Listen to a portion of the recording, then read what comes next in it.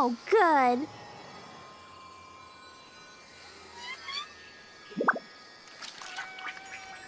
Dodoko? Dodoko, where are you?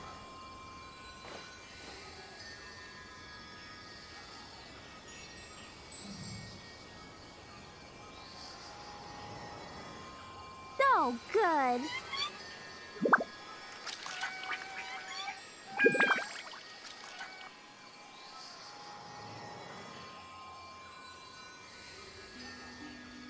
These bombs, so heavy.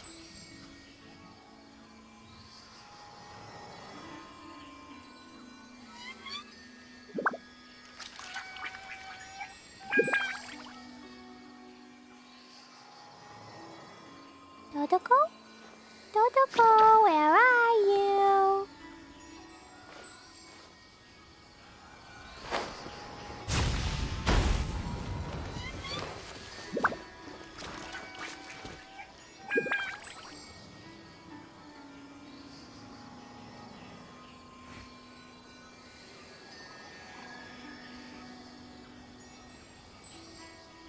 Explosion inside city wall.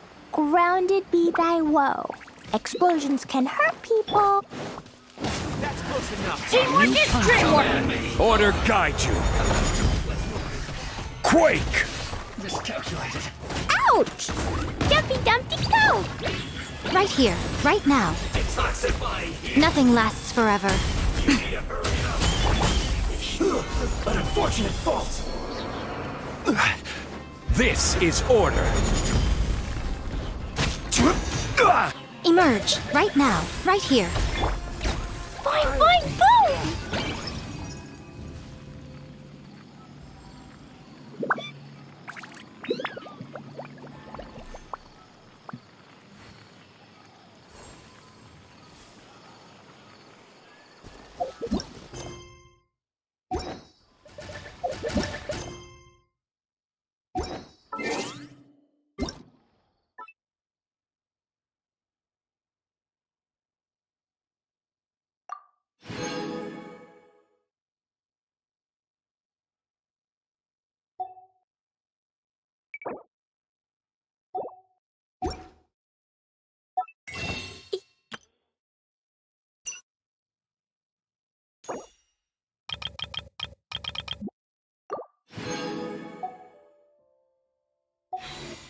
Bombs.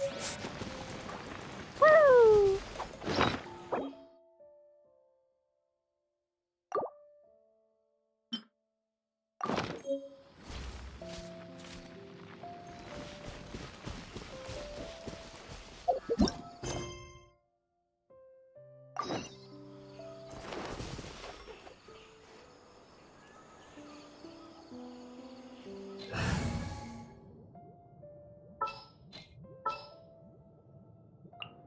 Can I go catch up on my sleep? All right, let's head up.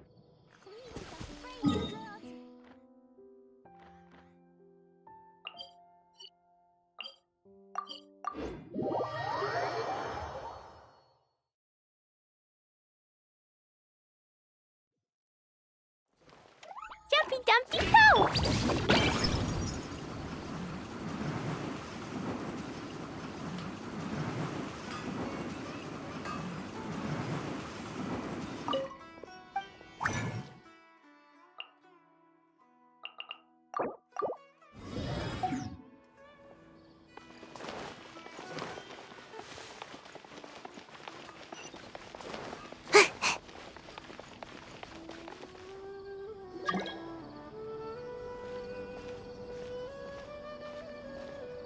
Ad Astra Abyssosque.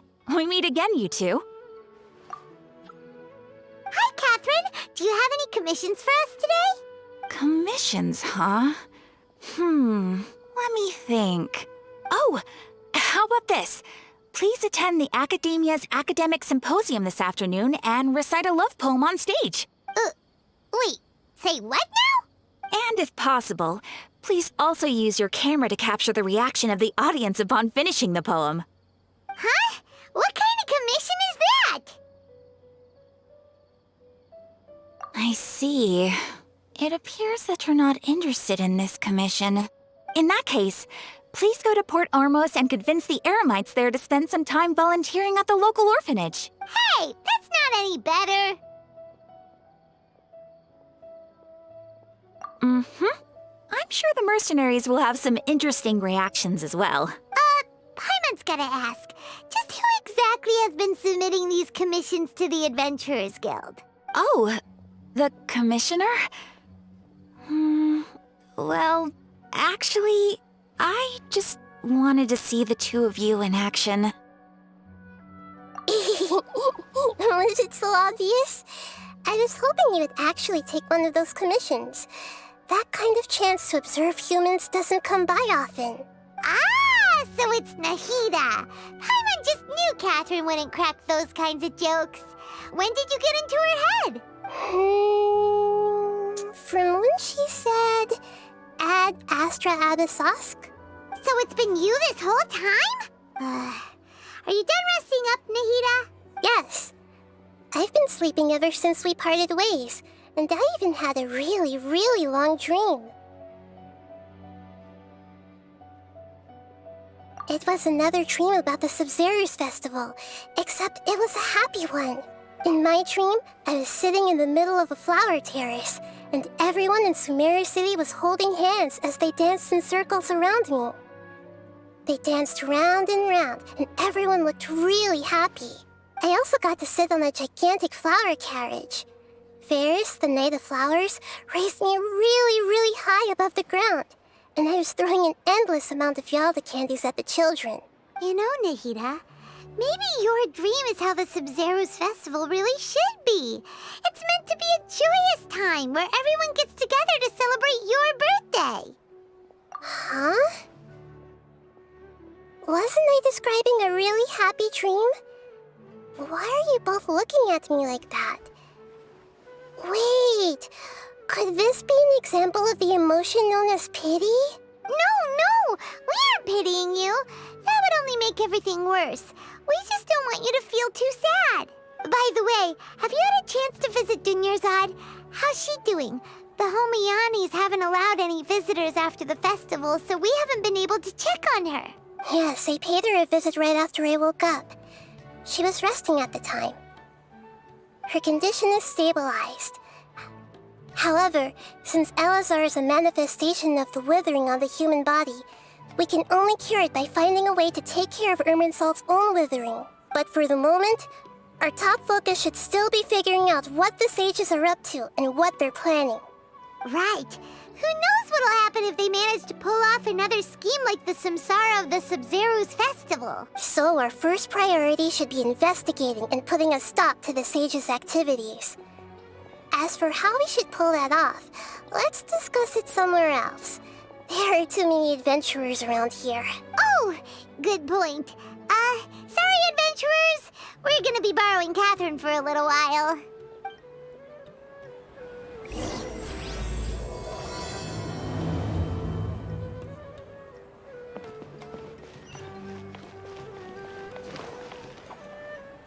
Let's continue our chat here. Okay, so do you have any ideas on how we can investigate the sages, Nahida? Actually, I've already done a little bit of work on that. But for now, I want to hear your thoughts.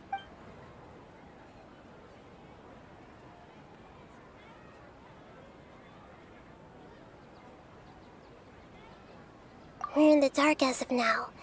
Since we still don't know anything about their goals, any rash move could tip them off and lead to terrible consequences. After all, every person in Sumeru City is one of their hostages.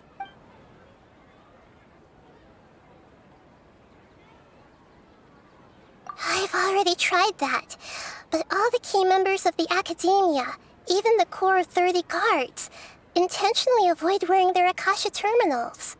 It seems that from the very beginning, they've been guarding against info leaks from the Akasha. Of course, it could also be because they're wary of me. Have you already caught the sage's attention? I'm guessing not yet. But distrusting me would make perfect sense if they've ever paid attention to the urban legends about me. In any case, I probably can't take over their minds directly. way, that's too risky. You mean it'd be too easy to get caught? No, it's not that. We shouldn't involve innocent students in this. A single mistake could completely ruin their lives. Doing that would be ignoring the safety of my people for my own selfish goals. How is that any different from what the sages are doing? That's a good point. Spoken like the god of Sumeru. Are we really out of ideas? Nahida, you're super smart, so you already have something in mind, right?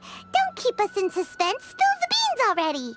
According to a popular theory from the Vahumana Darshan of the Academia, rejecting impractical motions at the beginning of a planning session will give more weight to the actual proposal. Okay, but aren't you the god of wisdom? You don't have to use that kind of gimmick to make us take your ideas seriously. Well, I've been thinking that if I can't directly possess the leaders, and if I can't get ordinary people involved, then I should find someone who's already involved, but hasn't decided to side with the sages. You're saying we should recruit a spy? That does sound like it could work. Oh, before coming back, we met someone named Alhaitham. He seems like he acts alone, and he likes doing stuff behind the Academia's back. They probably aren't in cahoots. Actually, I already have someone in mind. Do you still remember that female scholar named Setaria? Setaria. Paimon remembers now. Isn't she the one who's always trailing behind the Grand Sage of the Academia? We ran into her basically every time the Sub-Zero's festival repeated itself. You could even say we're old enemies by now. Paimon still remembers the smug and mean way she always spoke to Nilu. I've always liked observing all kinds of people, and Setaria has always stood out from the crowd. She was born in the desert and was hailed as their greatest genius. Her academic gifts allowed her special admission into the Academia, and also gave her the opportunity to serve as the sage's assistant. Oh, Paimon didn't know she was from the desert. She must be pretty special then.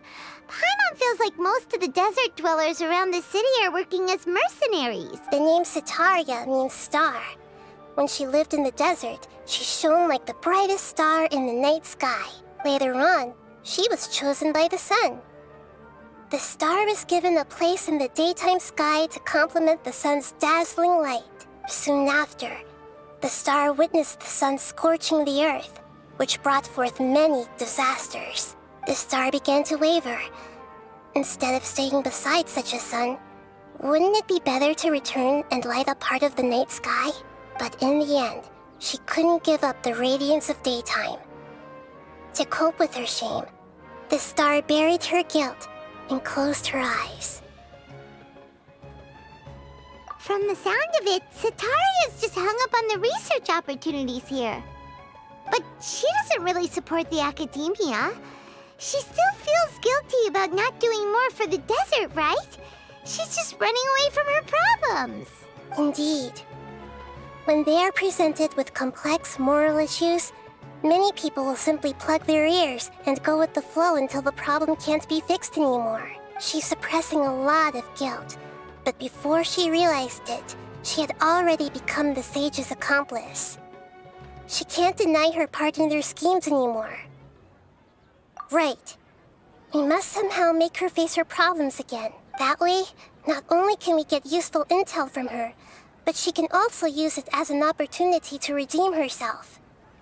From my past observations, Setaria will take a day off from the Academia every 10 days to do some shopping in the city. Tomorrow afternoon just happens to be a shopping day for her. That'll be our chance. To prepare, let's go check out some of her favorite spots, and have a quick chat with a few of the vendors there.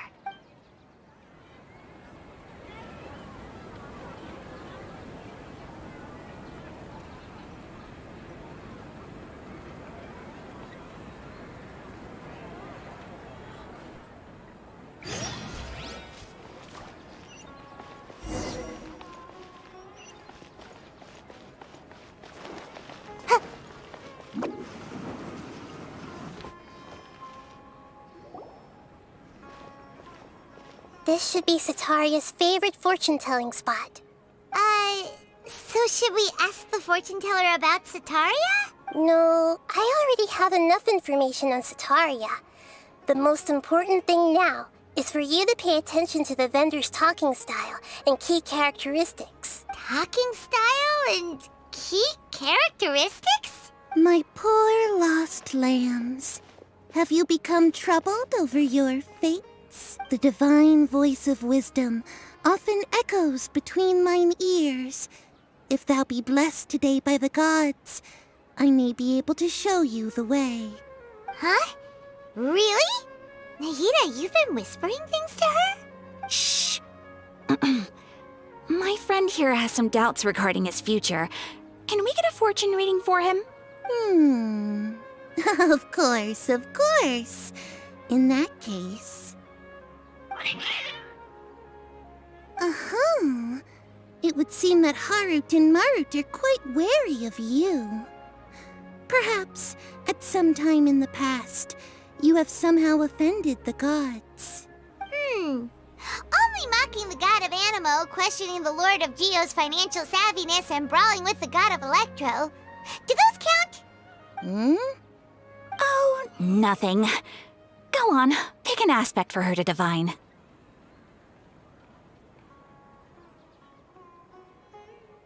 Health prospects.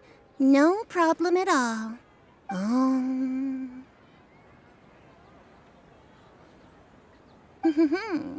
The gods have spoken. The truth shall be revealed. Your life shall continue on for... many tens of thousands of years? Impossible. Harut, Marut, did you two spoil my divination? I've never read a fortune so absurd. Actually, Paimon thinks this is probably the most accurate fortune-telling you've ever done. I admit that the orientation of today's celestial matrix is, suboptimal. As such, there will be no charge. Is that so? Well, that can't be helped. If you were to bring some food offerings for Harut and Marut on your next visit, perhaps they could help you reverse the wheels of fate.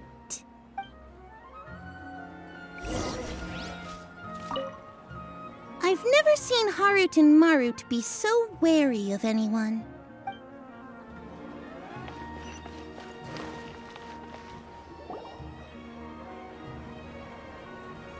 Is this another one of Sataria's favorite stalls? Yep. It belongs to a king. His father helped Sataria a lot when she first moved to Samari City, so she still comes by whenever she has time. When I start talking with him, listen carefully to the details of our conversation. Ah, dear customers. Would you like to look at some pottery? We caught wind of your great craftsmanship, so we specifically came to take a look. Oh, I recognize you. Aren't you Miss Catherine from the Adventurers Guild? Sounds like I'm in for some big business. Speaking of, where did you learn this trade? I suppose you could say it all started with my dad. He's a mason by trade, but I picked up an interest in clay while apprenticing for him. After that, I began making pottery by myself in secret, and I simply changed trades when my works turned out well. Although it's a pity that I'm no longer making much use of the knowledge provided to me by the Akasha. That's nice. You're making a living doing something you love. So is your father still working as a mason? Oh no, not anymore. A few years back, he fell from a roof and broke his leg. Since he had already saved enough mora over all these years, he's just enjoying the retired life in Port Ormos nowadays. I see. We wish him peace and happiness in his retirement. I'll have someone in charge of logistics at the guild come by another day for some goods. We'll leave you to it. Take care now. No problem. Rest easy, all our goods are sure to meet your every need.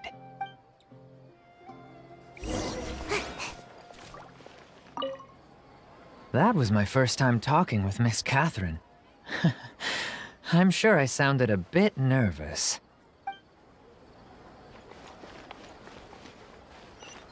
Make my escape.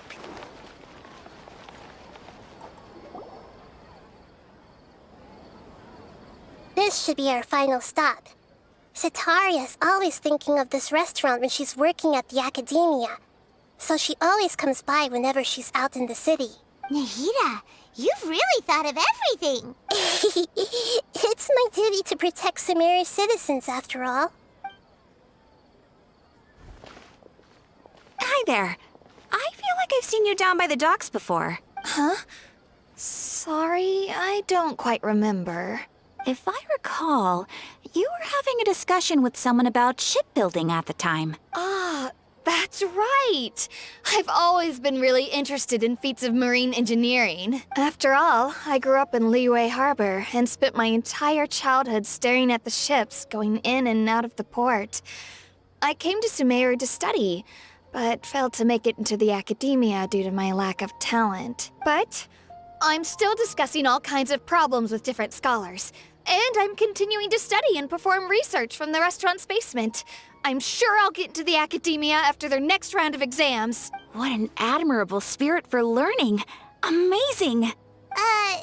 Sure, but you'll find hardworking people wherever you go. So this restaurant has a basement as well? Huh. First I've heard of it. That's right. It's not usually open to patrons. Most of the time, employees use it for breaks or to hold private events. I see. Guess that makes sense. Well, good luck with your studies, Miss Chishan. Thank you so much. As long as I can make it into the academia as an official student, I'll be happy. I must have met her somewhere. Why can't I remember?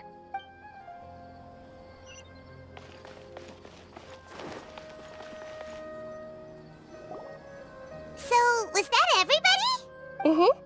3 familiar faces should be enough for Sitaria. What's the point of all the information we've collected?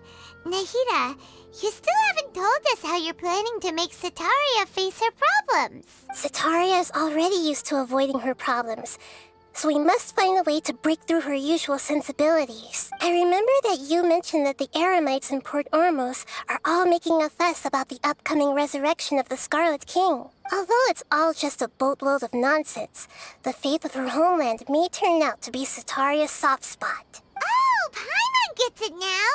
You want to take advantage of the guilt Sitaria feels about her homeland. Although she knows she should return home to help the people of the desert, all she's done is conspire with the sages.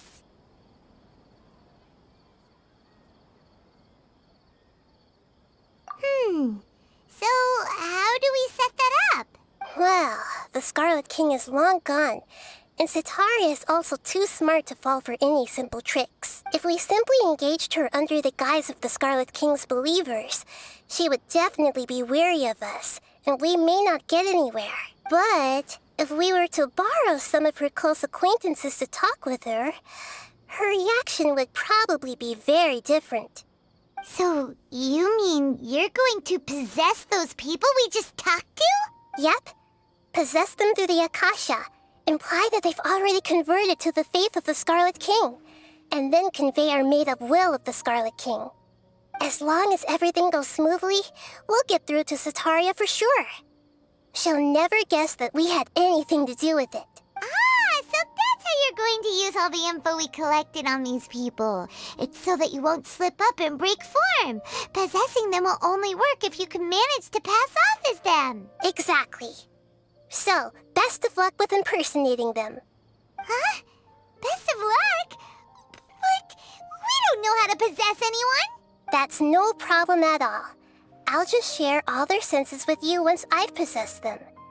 As long as you're also wearing an Akasha terminal, the effect will basically be as if you've possessed them yourself. Huh. That is pretty convenient. But why does he have to do this? Can't you do it yourself? Although I've been observing humans for a while, I've never been good at imitating them. You're not wrong. It's always been painfully obvious whenever you try to pass as Catherine. If it was at all possible, I would have preferred to leave these people alone. But seeing how things are now, I probably should just accept it and push on. Yeah, don't beat yourself up over it. We're only doing this to help everyone, and we'll only be borrowing them for a little while anyway. Alright, then let's give it a go tomorrow afternoon.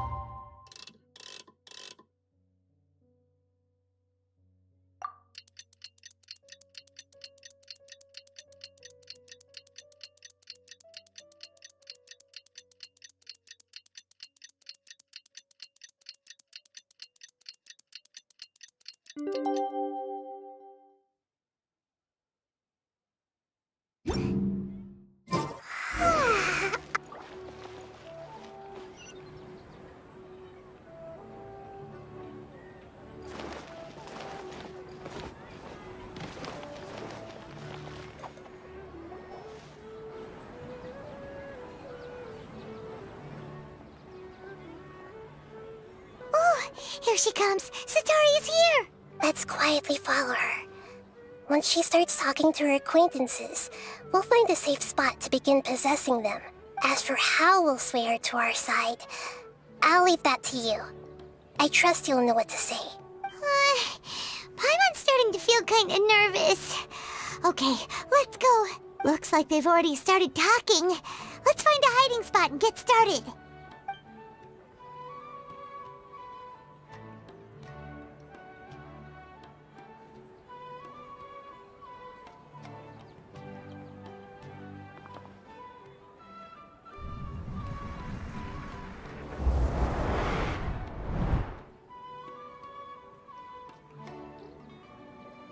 That's right. You really can't force anything when it comes to love.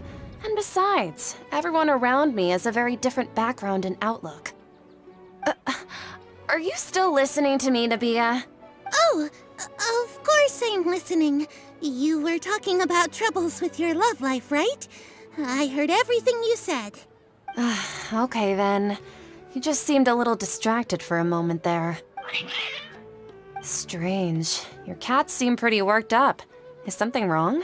I always thought they were quiet, happy kitties. Oh, what are their names again? Ah, that's right. They are just little darlings, aren't they? Harut and Marut. Ahem. So, which fortune do you want me to read for you today? You must have come for another echo of the divine voice of wisdom. I'd like to get another reading on my love prospects, but to be perfectly honest with you, I feel like I've been a real mess recently. A mess? Well, could you do a reading on how long it'll take me to finish my current project at work? I really just want to get it over with. I hear you. No problem at all. The gods will reveal the truth.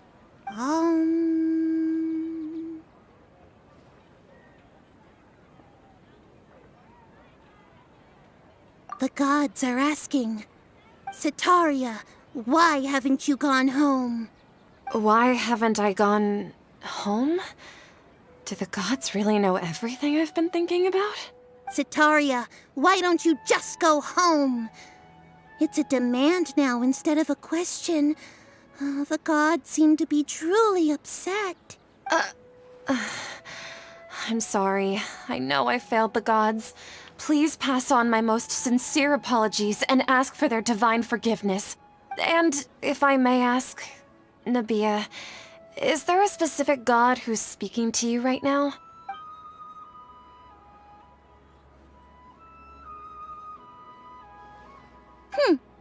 What an inconsiderate and naive question.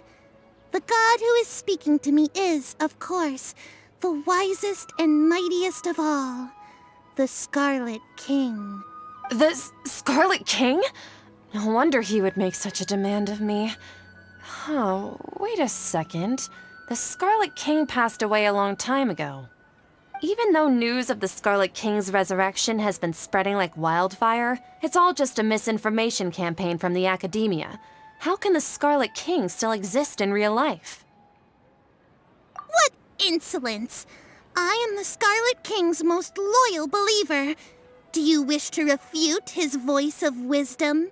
Oh, no. As a child of the desert, I am only reveling in his power upon learning that his divine glory has touched even this city. I will think very carefully about his demand of me. I'm sorry, I must go now. Wait!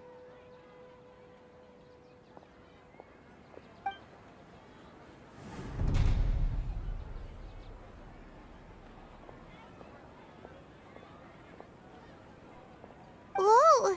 She just ran off in a hurry. She looked pretty upset, too. Well done. Sitaria didn't seem to suspect anything amiss. To have something she's been trying desperately to avoid show up out of nowhere and berate her, that must have shaken her to the core. Aw, Nahida, it seems like you understand human emotions really well after all. All I know are some abstract Harvard-taught theories. In any case, my time with you has shown a lot of them to be utterly useless. I'm still trying to make sense of everything. Anyway, enough of that. Let's hurry and catch up to Sitaria. He's out of Keem's now, right on cue. Let's get ready to possess him right away!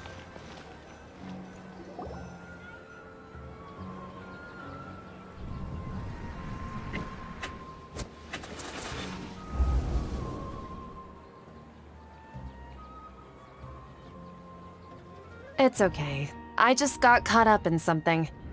Oh, actually, didn't you ask me to help you look for work? What kind of work were you looking for again? Gardening? But don't you hate everything to do with plants? I still remember getting mad at you for secretly throwing away the bonsai that I gave you as a present. You see, a friend told me that the secret to self-improvement is to work on things you're not so good at. Fair enough. I didn't think that was something you would consider. Speaking of, how's he doing? Is he feeling any better?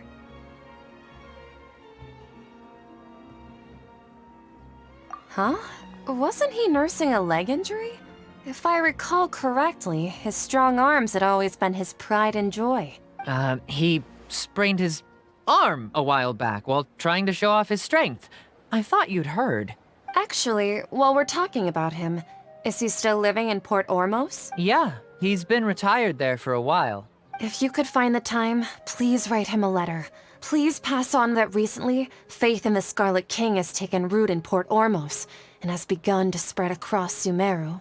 He has a quick temper and has always been a devout follower of the Dendro Archon. I don't want him to get into a fight with those Scarlet King believers because of a difference in beliefs. Oh? So who are you siding with in all of this? The Academia or the Scarlet King? I'm so jealous of you. You were born a child of the desert, yet you chose to betray the Scarlet King, and now you spend all your time with those crooks from the Academia. Akeem, you don't mean you've also become a believer of the Scarlet King? What's so strange about becoming a believer of the wise Scarlet King? In fact, aren't you the strange one?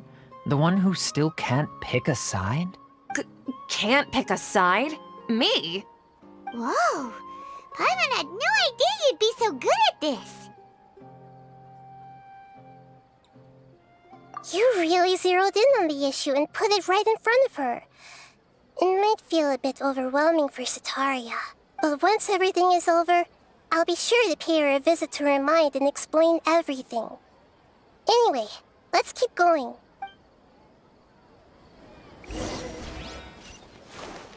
Make my escape. Huh. Come on! Sitaria's already started talking with...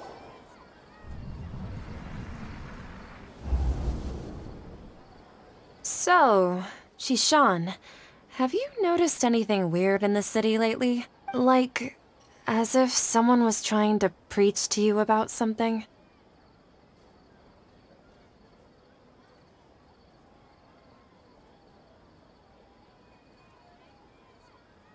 Wait, did you just say attic?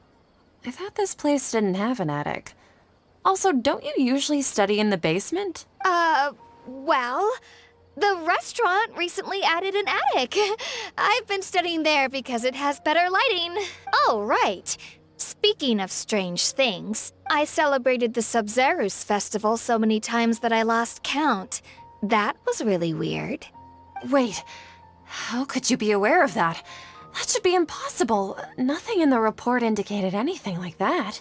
Are you still failing to realize that the Academia's lowly tricks could never deceive all of Sumeru's citizens? Gee, Sean, don't tell me that you've converted to the Scarlet King as well! What an absurd question. You make it sound like I should be ashamed for becoming a believer of the Scarlet King. In reality, shouldn't you be the one who is ashamed? You, who works side by side with the Academia and treated people as nothing more than experimental subjects. Please, please stop! Even now, Satari is still trying to run from her problems. She can no longer justify everything to herself. Hey, she's trying to talk to the guards! What should we do? This is the most important part of all. Quick, get ready. Mercenary, you're a member of the Corps of 30, correct? Please help me pass a message to the Matcha right away. The situation in the city is getting out of control. Please, try to remain calm, miss. Tell me what's happening in the city. Heretics are infiltrating the city, and they've already converted many residents to their side. Heretics? What kind of heresy are you talking about? The Scarlet King! Many people I know have suddenly started believing in him, but he's long dead. It's impossible. Miss Sataria, nothing is impossible. You know my name? The Scarlet King is immortal, and all who defy him will one day pay the price. You must face the truth, Sataria. You tread a treacherous path, and the longer you ignore it, the tighter the Academia's grasp on you will become, and the deeper you will be ensnared. Child of the Scarlet King, never forget that the desert that belongs to you lies elsewhere. What's so strange about becoming a believer of the wise Scarlet King? In fact, aren't you the strange one? The one who still can't pick a side? What an absurd question. You make it sound like I should be ashamed for becoming a believer of the Scarlet King. Sataria, why haven't you gone home?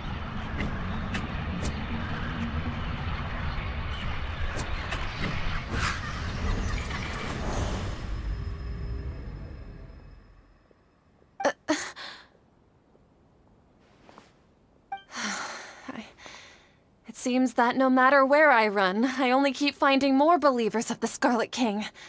I have to say, this is a familiar feeling. I've also been running from my guilt this whole time. Guilt over my part in the Sage's plans, and from ignoring the letters from the children of my homeland. But no matter how much I may try to ignore or get rid of it, my guilt always comes back. You won't necessarily lose your research opportunities by facing the truth. Besides, did you really want to conduct your research while carrying such heavy feelings of guilt? How do you know me so well? Are you truly just a believer of the Scarlet King? Or are you the god himself? That's not important. The important thing is to pass judgment on the Academia and its sages, and to correct their mistakes. If you could provide some assistance in this matter, perhaps it could serve as a form of atonement. I've actually never believed in the gods, but I've always believed in serendipity. Your appearance must be a fated opportunity for me to get out of this wretched situation. Please tell me, what can I do for you? How much do you know about the sage's current activities? I was just one of the designers for the massed dream harvest scheme, which is what happened around the Sub-Zerus festival. But I know very little about the full scope of the overall project. I'd assume that only staff with the highest clearance would have access to those confidential documents. I've just been working to meet the Grand Sage's specified requirements. However, there's something that's been really bothering me. I heard that a scholar who was previously expelled has returned to the city, and even the sages are still quite wary of him. To fight against the academia, we will need to figure out the nature and the purpose of their work. Is there a way for us to get access to the confidential documents you mentioned? It should be possible if we're willing to take some risks. After all, I'm an assistant to the Grand Sage, and I've been working on many tasks outside of the project. One thing, though, I won't be able to transfer the documents to you through the Akasha once I get my hands on them. The sages have always closely monitored all activities within the Akasha. Let me see. Let's use the most primitive method. Send someone to pick up the documents tomorrow evening at the Academia entrance. The Academia entrance. Wouldn't that be too conspicuous? Don't worry about that. I assure you, this won't be a trap. I'm only suggesting this location because it'll draw more scrutiny for me to leave the Academia again. It'll be safest for me to distract the guards long enough to hand you the documents. All right, I trust you. So, if I were to successfully complete this task, would it mean I've atoned for my wrongdoings? That'll depend on the judgment of the Dendro Archon. The Dendro Archon. That's right. Her people are the ones we have endangered. As the God of Wisdom, she's also the one responsible for judging and guiding the scholars. Maybe it's time for me to find a god to believe in. Just as Nahida predicted, we've managed to bring Sataria to our side! The Traveler's execution was ingenious. He's the one who deserves all the praise. Well, now that we've made plans to meet again tomorrow evening, all we can do is pray for Sataria's mission to go off without a hitch. Pray? But if we're going to pray to the gods, aren't we just praying to you? God of Wisdom and Guardian of the Scholars? No. The truth is the true Guardian of Scholars. I've always believed that. Anyway, let's meet again tomorrow evening at the Adventurers Guild.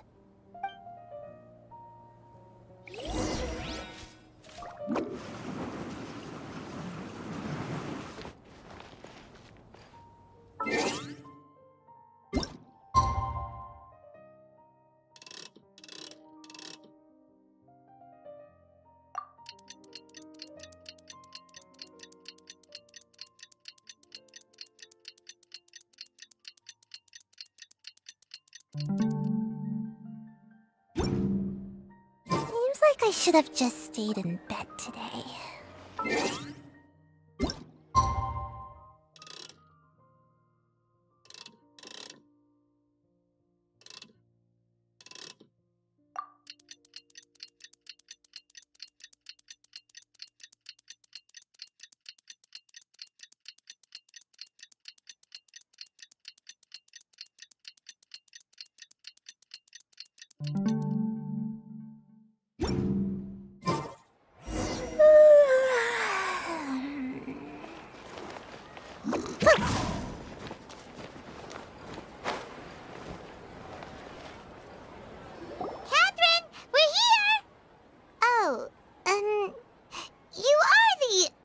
Catherine, right? That's right. I suppose I'm the other Catherine in your mind. Shh! We're on a secret mission tonight, so we need to protect Catherine's identity. Yep, Paimon's right. We cannot fully rule out the chance that the meetup tonight is just a trap. If something were to happen, my existence may be the only trump card we'll be able to play. After all, the Academia should still be unable to confirm the existence of my consciousness in the outside world. Yep. Exactly. Just what Paimon was thinking. Anyway, enough about that. Let's just make sure to be on our guard. Off? What do you feel is off? It's the middle of the night. Of course it's quiet. You're not getting paranoid, are you? No, I think he's right. It really is a lot quieter than usual. If you look around, there seems to be fewer people on the streets. I'm not sure if this is the case for the entire city, though. Maybe it's just a coincidence. Maybe Sataria figured out a way to not only distract the guards, but also to get everyone to go to sleep early, just so we can exchange the documents in peace. I also can't quite figure out why things feel a little off. But now that we're here, let's go ahead and meet her as we planned. Well, regardless, as long as you're here with us, Paimon feels a little safer.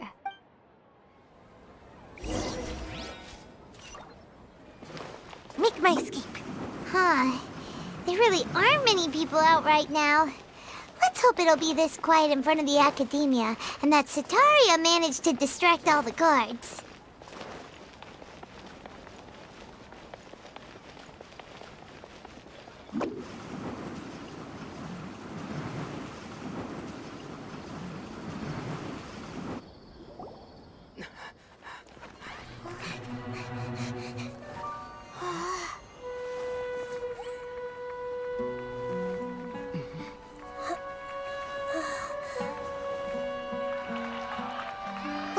What are all these people doing here at this hour of the night? Ah, the triumphant hero returns at last. And to a rather spectacular welcome, even if I do say so myself. You're the outcast, expelled from the Academia. Indeed I am. Although these days they tend to call me the Doctor.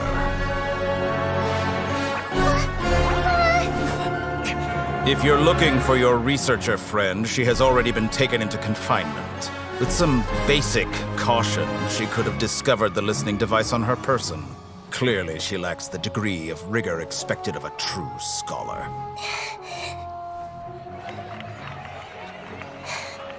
The people of Sumeru City. What have you done to them? I simply made some minor adjustments to their Akasha terminals. Now they can deposit information directly into the subconscious.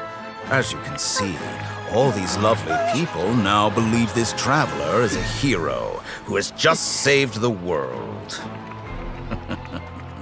My experiment is a success. And now it seems they can no longer hold back their sheer adoration. Oh no, what should we do? These are all just regular people. Leave now. You need to get out of here. But that guy's a Fatui Harbinger! We can't just leave you here! Nor can I abandon the people of Sumeru!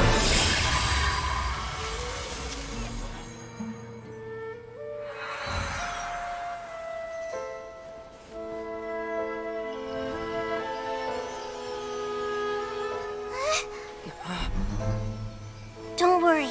We'll meet again outside of the city.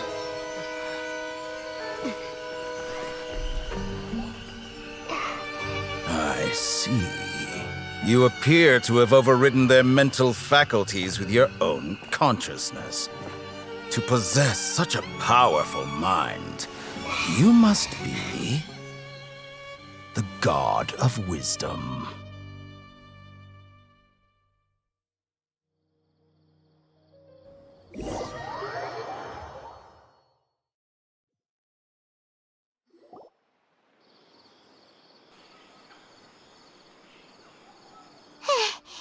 This should be far enough.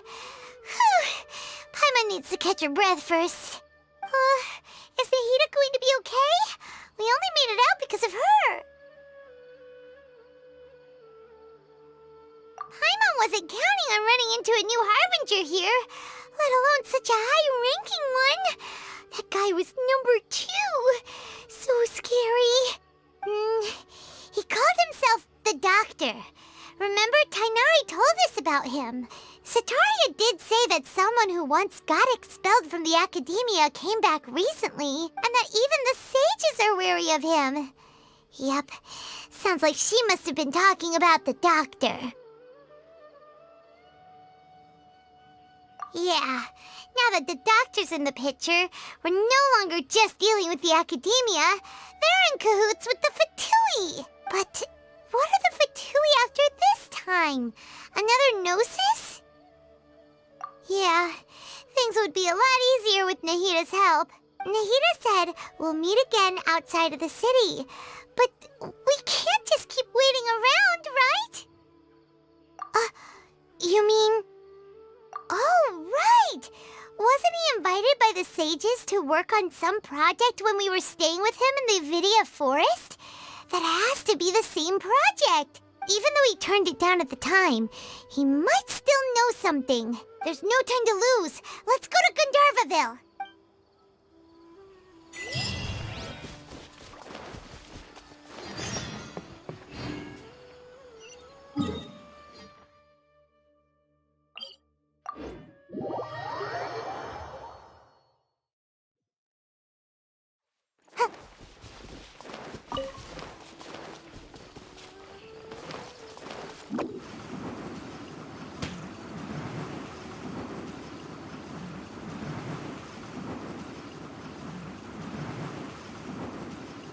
Can't catch me!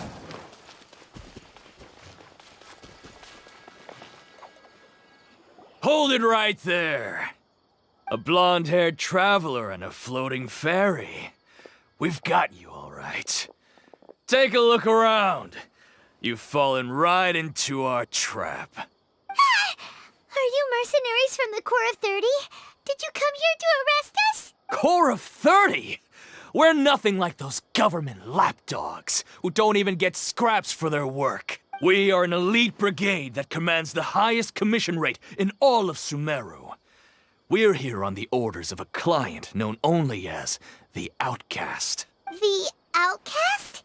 An outcast from the academia? But why wouldn't the doctor just send the Fatui after us?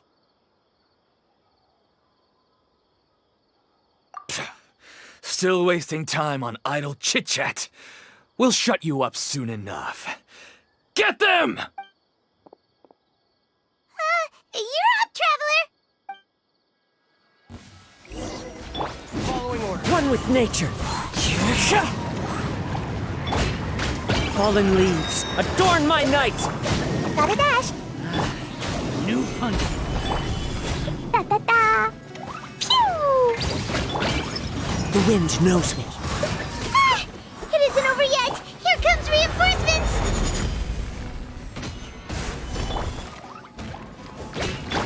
Bye! Ninjutsu!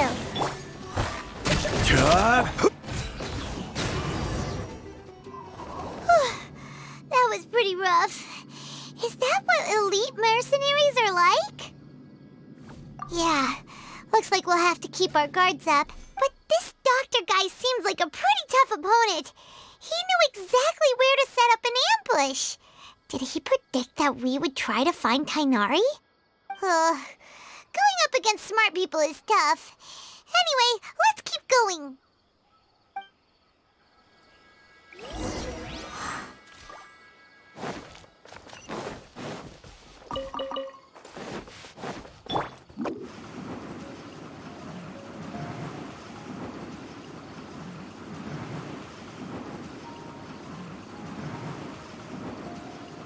I'm out of here. Oh, it's the Traveler and Paimon. What are you two doing back here? Kale, it's nice to see you again. Are you doing all right? To be honest, I'm not doing too well. My Elazar has been progressing at a faster rate lately. I'm finding it harder to complete more intricate tasks. As a result, Master Tainari is taking me off the patrol schedule. He will only allow me to stay here and coordinate other people's tasks. Oh, Kale. Speaking of Tainari, did he go off on patrol? We're here to talk to him. Oh, Master Tainari? He just left the Avidia Forest a little while ago. He was headed to Pardis Di. He left? What? Isn't Tainari always saying that he never wants to leave the Avidia Forest?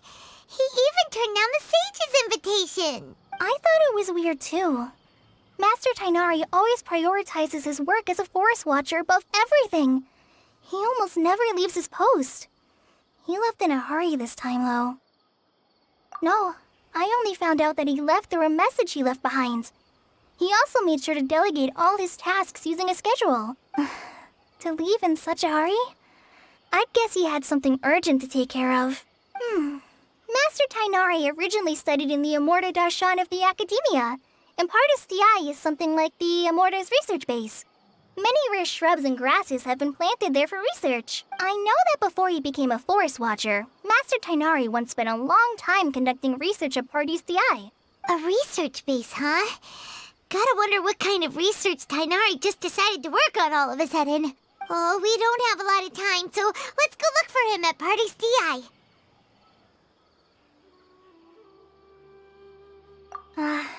Don't worry. I'm fine. I'm used to living with Elazar by now. If you run into Master Tainari, please send him my regards. Got it. Will do. See you later, Kale! I had already made up my mind, to be honest with you, so I didn't try to hide my current condition. Don't worry about me. He'll be fine.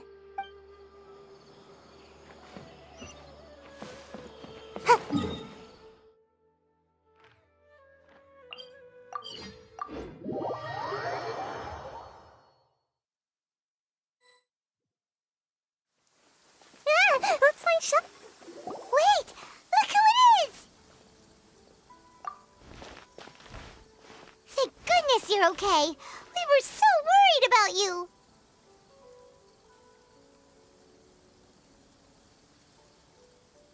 Hey! This was supposed to be a touching reunion, but you're ruining the moment! Actually, it's very smart of the Traveler to be wary of me right now. After all, the Doctor has shown that his technology can apparently even control human minds. Plus, it's not like you could have known what happened after we split up and I was facing the Doctor by myself. Even a pool of stagnant water after a torrential storm can occasionally pass as a patch of sky. Paimon feels like only the real Nahida could come up with such an obscure analogy. Huh? But I wasn't trying to win your trust or anything. All I wanted was to clarify my point. Well, we understand that point now. Please, Nahida, tell us more about what happened.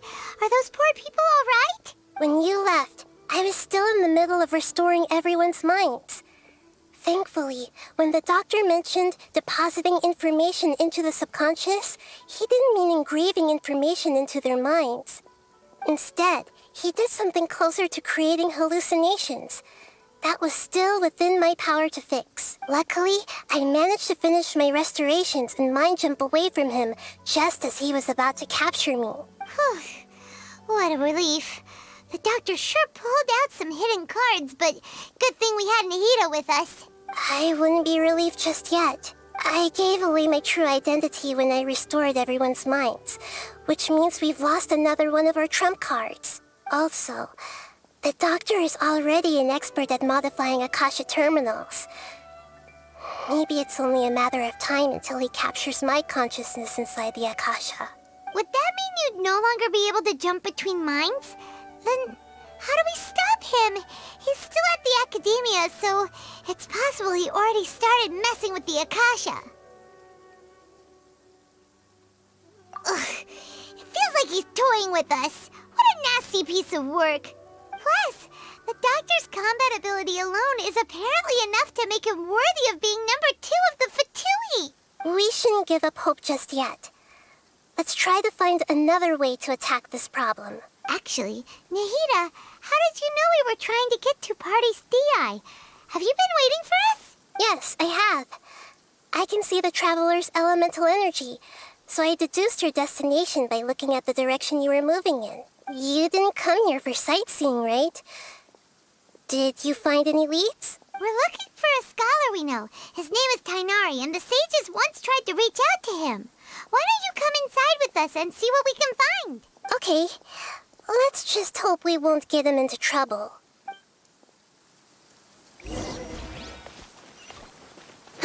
Make my escape.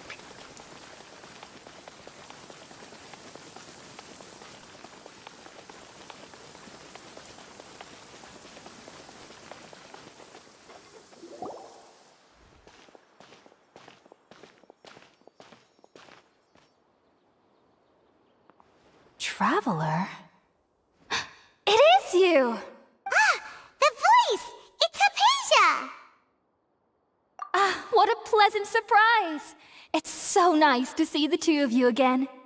Who's this? She's a scholar we met in the Avidia Forest. When we last saw each other, she was still training in the... what's it called? Satyavada life? Oh, I see. That's right, we're old friends. You've come at just the right time. Ever since I've come here, hardly anyone has even talked to me. Hypatia, you're way too excited about this. Actually, for you to leave the Avidia Forest means... you're not in training anymore? Wait, no. Did you already finish your training and reach Pariporna life? What do you think? My consciousness has already managed to make contact with the divine. You did it? Congratulations! It's so exhilarating to share this sublime joy with others at long last! When my consciousness made contact with the gods. What a supreme and unparalleled experience that was! That sounds incredible!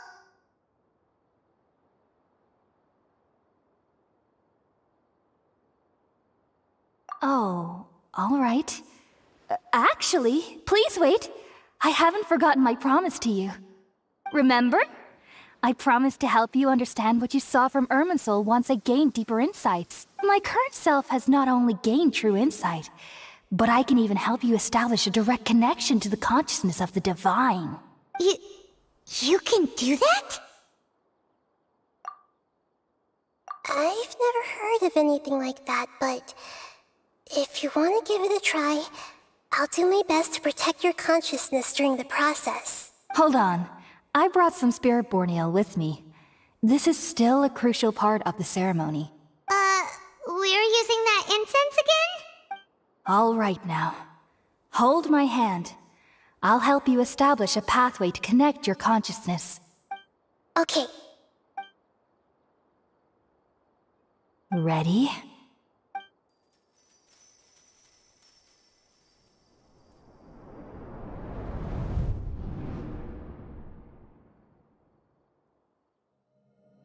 It took 3 betrayals for me to finally understand. The world is just an elaborate tapestry of lies. My fury will never be quelled. The first to betray me was a god. My creator. My mother.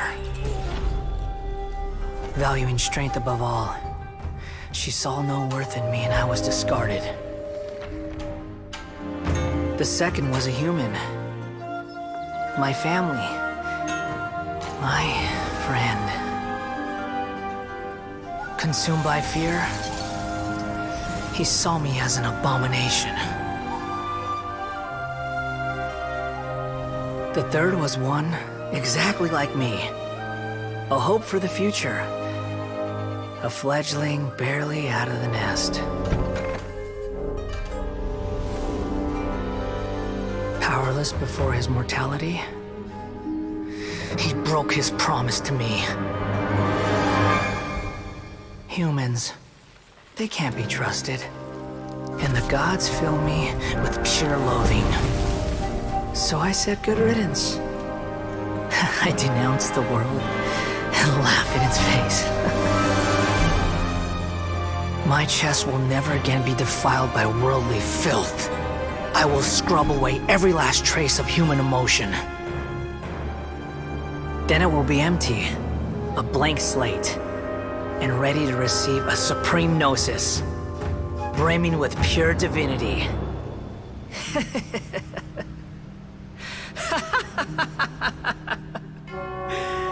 There is no need to fear. The pain will be brief. Your era is coming to an end.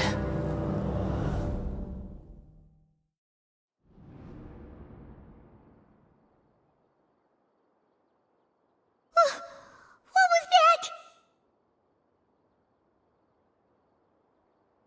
Did we actually just see the Baladier's memories? Everything matches what we know about him. But how is he connected to the divine consciousness that Hypatia was talking about? You saw it, right? You felt it, right? Such a majestic god! Such a noble will!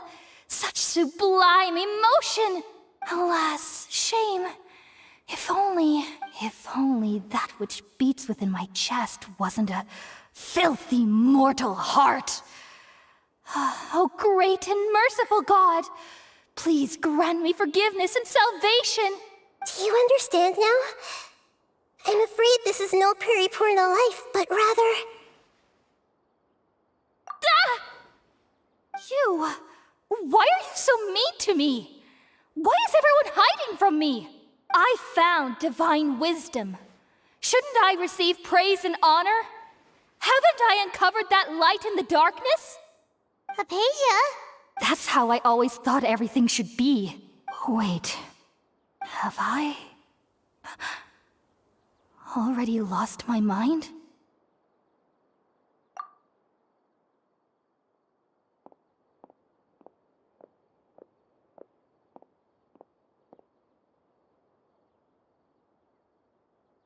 Wait, something isn't right.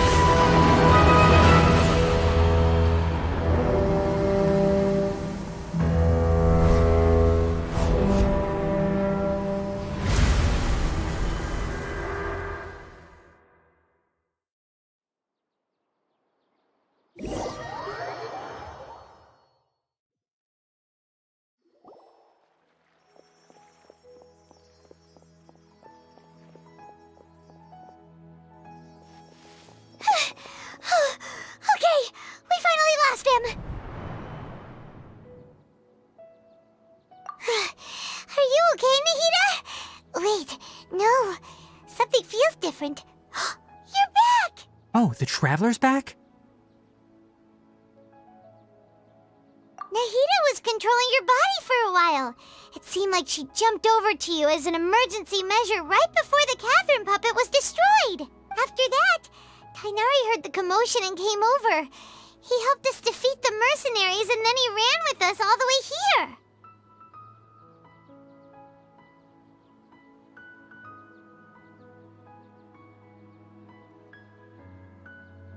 What?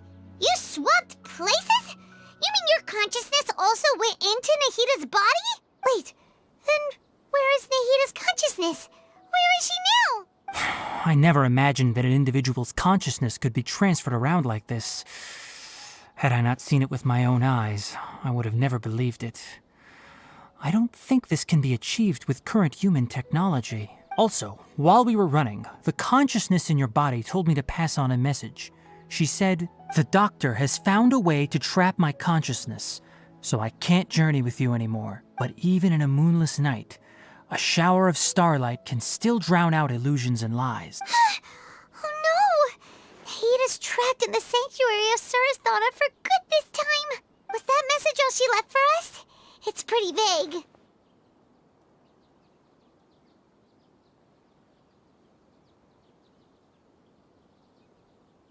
Oh, that makes sense. Since the doctor captured her, she won't be able to say anything without him knowing. She's being extra careful. Even in a moonless night, a shower of starlight can still drown out illusions and lies. Huh. Paimon knows the moon illusions and lies are from the alchemical divination at the Sub-Zero's festival. Didn't Nahida use a starlight analogy before? It had something to do with Sataria.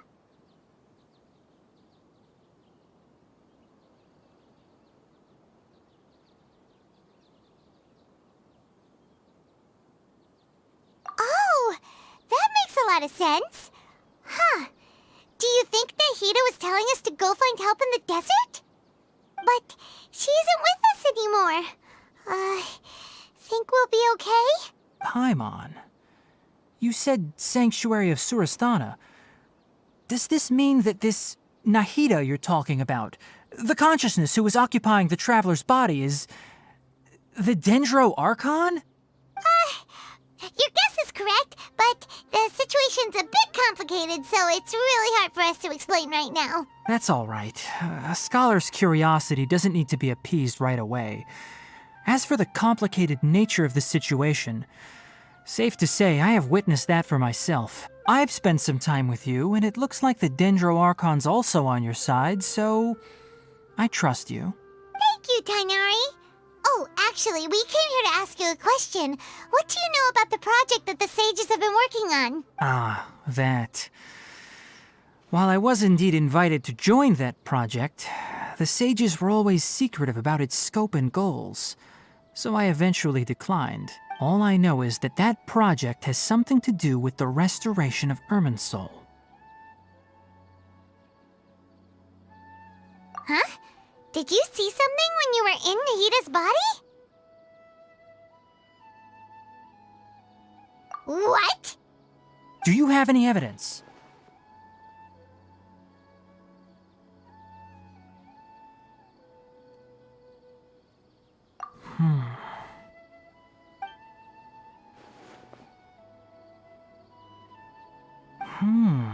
So that's what happened. That explains why Hypatia's symptoms were different from those of the other scholars who went mad. It's because she made contact with the consciousness of a new god who is still in the process of being born. Tainari, did you leave the Avidia Forest because of Hypatia? I did. I noticed Hypatia's mental anomalies, but since her symptoms were rather atypical, I secretly took her to Pardis Dii and began searching for a way to return her to her normal self. If I didn't take action, Hypatia would have already been taken by the Matra to the desert, doomed to a life of exile at Aru village. Now that you mention it, I knew the Academia has never thought particularly highly of Lesser Lord Kusanali, but I still didn't expect them to do something as arrogant as creating a new god. Looks like I made the right decision by not accepting their invitation. The Doctor and the Balladeer. We have 2 Fatui Harbingers in Sumeru. Sounds like we're in for a bad time. From your description, I don't think they've completed their project. There may still be room for us to intervene. But then, what is the connection between creating a new god and restoring Irminsul? Yeah, it feels like we're still nowhere close to figuring out the sage's goals. Right, we've pretty much gone over everything we need to know, so we should head out. How about you, Tainari? What are you going to do? I'll stay here for now. I still want to try a few more things to help Hypatia. If you're planning to go into the desert, start by heading for Caravan Rabat. That'll be your fastest route. Come find me here if there's anything else I can do to help.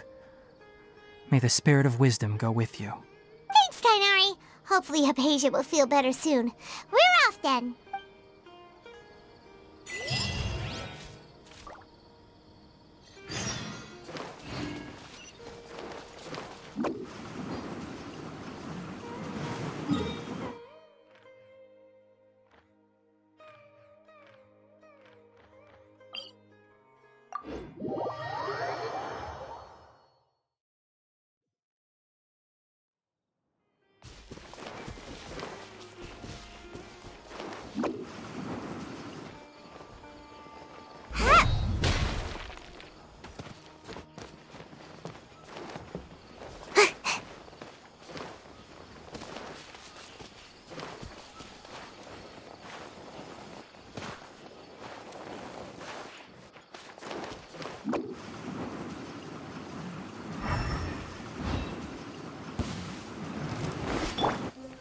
Order guide you.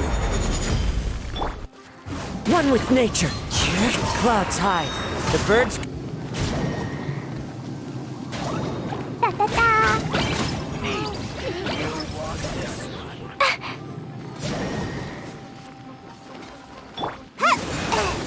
Let's end this now!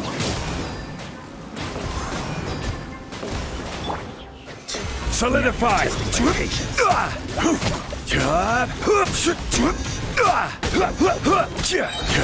This is order. Gotta dash. Boing, boing, boom! We'll meet again. More treasure, more treasure!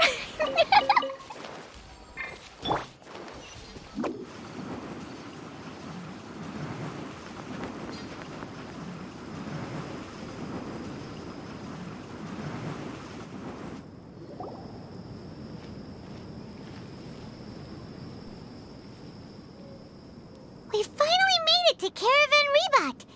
It's pretty lively here. So, just past this wall is the desert, huh? Oh, wow. Paimon remembers hearing people call this the Wall of Samiel. It's made to block sandstorms from the outside. Oh, if it's this tall, it's gotta be the divine work of Greater Lord Rukkhadevata, right? Enough gawking. Come on, follow me. Huh? Over here. Oh, Haytham went that way! Let's hurry up and follow him. Wonder what he's up to.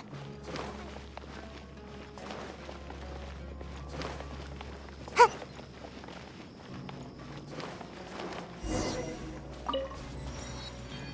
Make my escape. Travelers and visitors, don't miss out!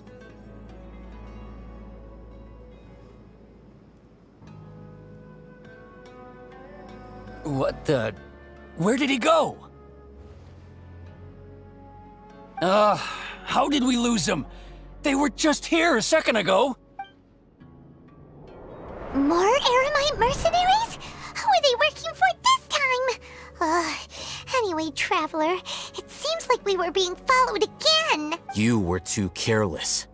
You should have noticed those hopeless amateurs trailing you a long time ago.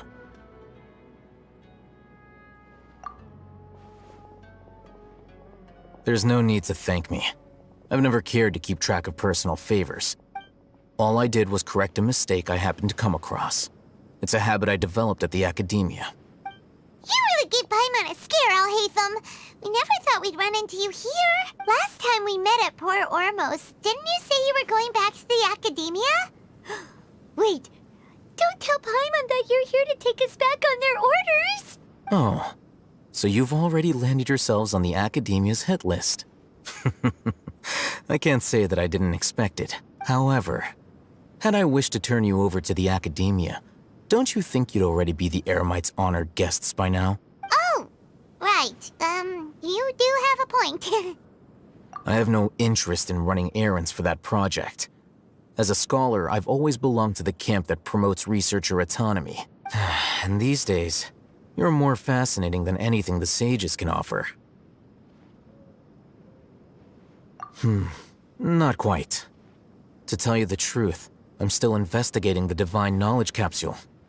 Unfortunately, I've run into some difficulties. Everyone says the capsule originated in the desert and was eventually moved to Port Ormos. If I am to get to the bottom of this, I must understand how the capsule first came to be. Which brings me back to you, and why you're so interesting. The leader of Ain al-Ahmar used the Divine Knowledge Capsule right in front of you. And upon seeing him, your expression became perplexed, and you were lost in thought for quite some time. To have that kind of reaction, I think you must have realized something. Are you interested at all in sharing what you've been hiding from me?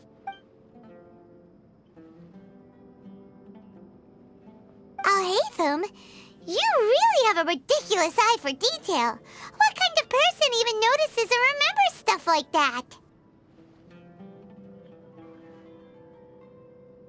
So that's your answer. Well, I do work for the academia after all. So considering that, it is indeed wise to keep your cards close to your chest. But that does prove you do have some undisclosed information about the Divine Knowledge Capsule. Am I right? No matter. Rather than simply learning the answers from you, I'd still prefer to investigate on my own. Speaking of, You two are also headed to the desert? That's right! We have the same plan as you!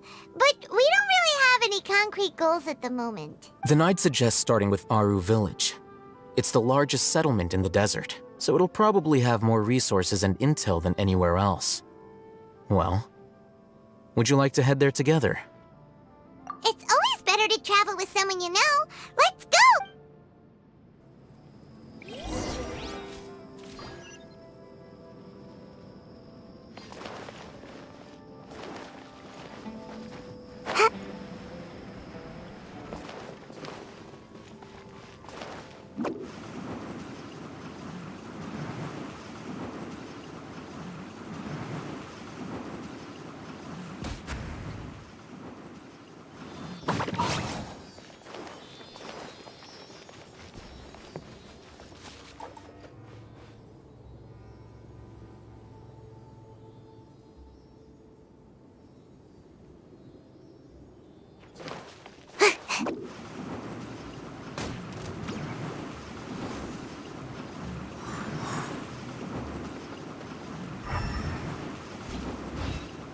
And away I go!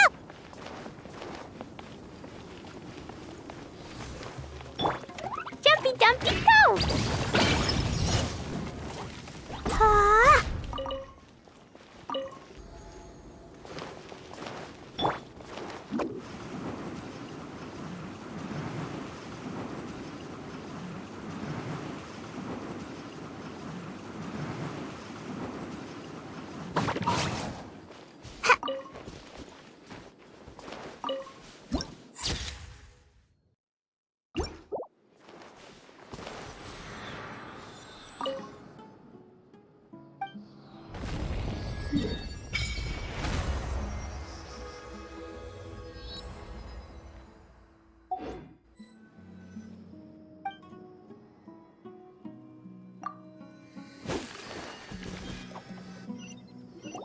Before us lies Aru Village, the safe haven of the desert folk. Whoa, this landscape is really something else. What a cool place! Let's go check it out!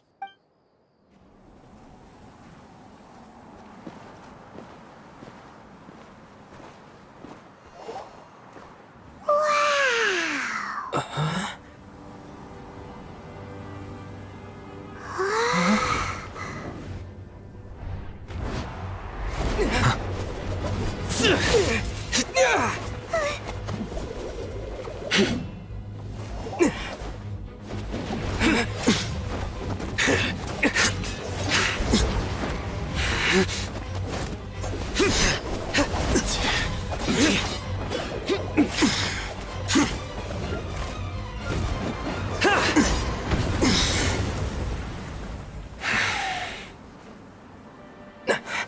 Sino.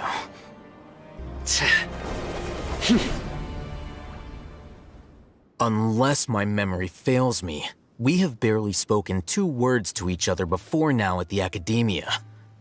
Would you care to enlighten me as to when and how I invited the General Mahamatra's wrath?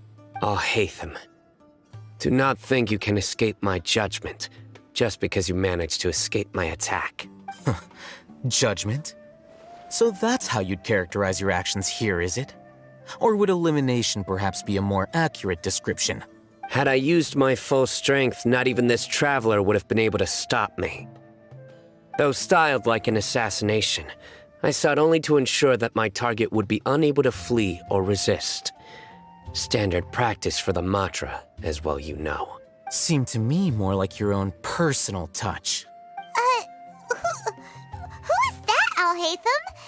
Did you call him General Mahamatra? Yes.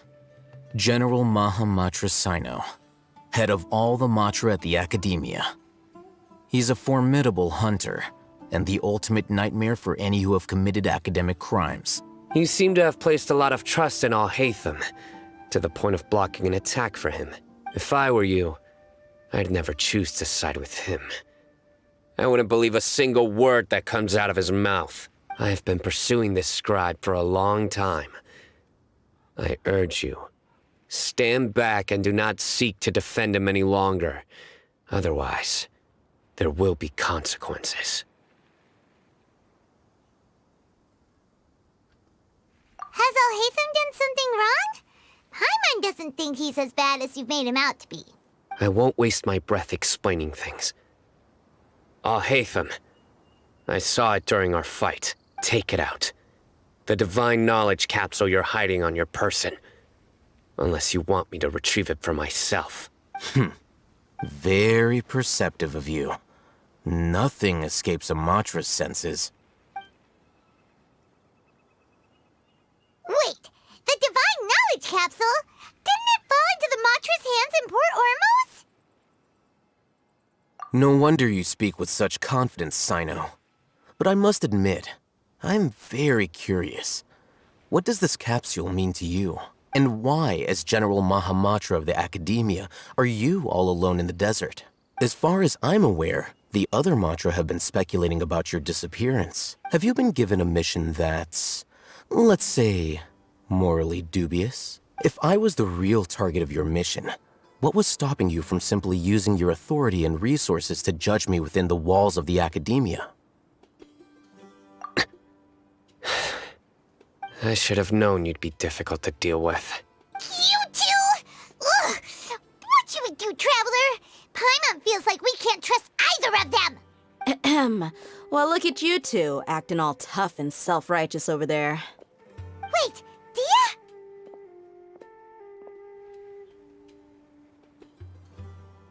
Great! Finally someone that we can trust! You gotta help us out here, otherwise these two are gonna start fighting again! Yeah, sure looks that way. Two giants from the Academia duking it out once and for all. Not something you get to see every day, that's for sure. Listen, I know you academic types love to fill up your big brains with self-righteous morality and lord your empty rules and virtues over each other. But how dare you bring your petty disputes into the safe haven of Aru Village? It seems like someone's gonna have to beat some sense into your thick skulls until you finally learn to respect these grounds.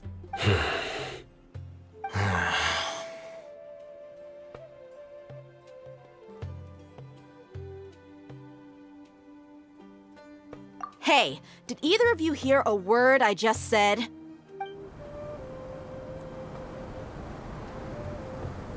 Whoa, what's going on? The wind's so strong! Is this a sandstorm?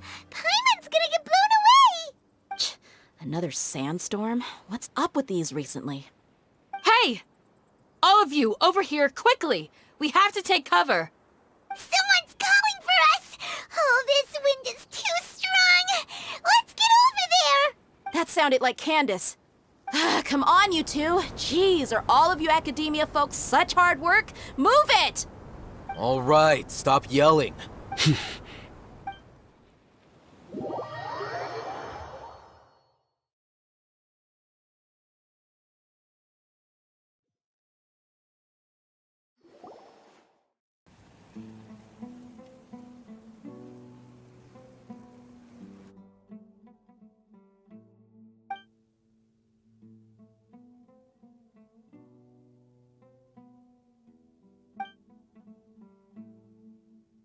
Well, this is pretty awkward. Hey, wanna play sardines with three people who wanna tear each other limb from limb? Sure, why not? Sounds fun. The air is so thick and heavy. Paimon can hardly keep floating anymore. My sincere apologies, everyone. This is the home of our village chief. I will have to ask you to make do with this small room until the sandstorm dies down. Please, let me introduce myself. I am Candace, protector of Aru Village. Our savior has come at last! Nice to meet you, Candace. The name's Paimon. Thank you so much for helping us. There's no need to thank me. It's only right to help each other when the weather gets rough. Wow, she's so gentle and caring, like a nice older sister. Unlike those guys over there. All right, now that we're all better acquainted, we should return to the topic at hand. As a guardian charged with the responsibility to protect my fellow villagers from harm, I was observing your conflict from afar, even before the sandstorm started. And now that you have set foot within Aru Village itself, it is all the more my responsibility to make absolutely sure that you pose no threat whatsoever to us. So please, Have an honest and sincere conversation with one another, and put your hostile feelings to rest. If anyone dares to start anything again while they are under this roof, I will not hesitate to send them out for some quality time with the creatures of the sandstorm. Oh, on second thought, Paimon may have misjudged Candace's character. And that goes for you too, Miss Dia. Do I make myself clear? All right, we got it, Candace. That's what I like to hear. So, which of you will begin? I was supposed to be a mediator, but I might have gotten a little too involved just now. Anyway, one of those two should probably start talking. Wait, that was you trying to be a mediator? I have nothing to hide, so there's no shame in explaining myself. While Al-Haytham wasn't wrong about the other Matra not knowing my whereabouts, it's not because I've been assigned a morally dubious mission. Rather, I've chosen to exile myself. Huh? Exile yourself? A little while ago, I discovered that there was data missing in the Academia's project planning and development files. What little they did report clearly did not match the project's actual progress. As General Mahamatra, I had the responsibility and authority to request an audit. However, to my surprise, the person responsible for the erroneous data was none other than Grand Sage Azar himself.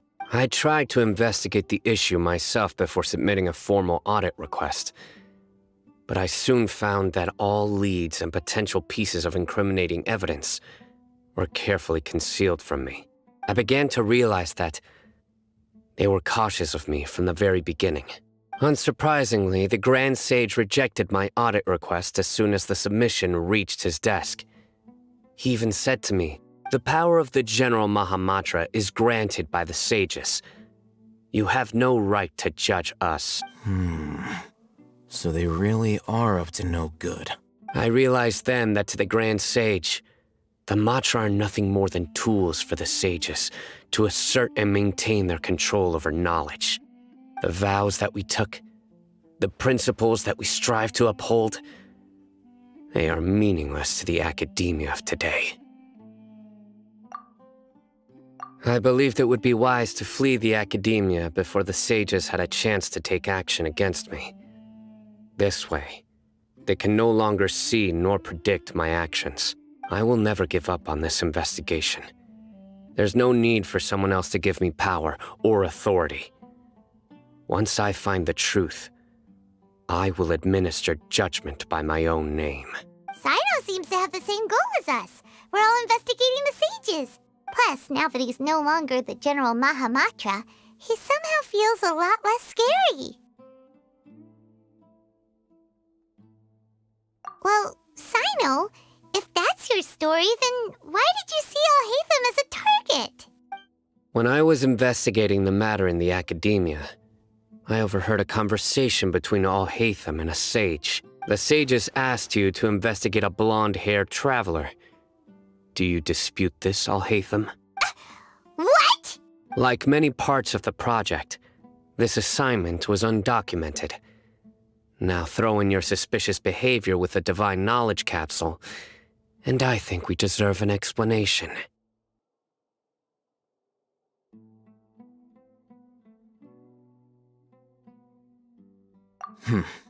Yes.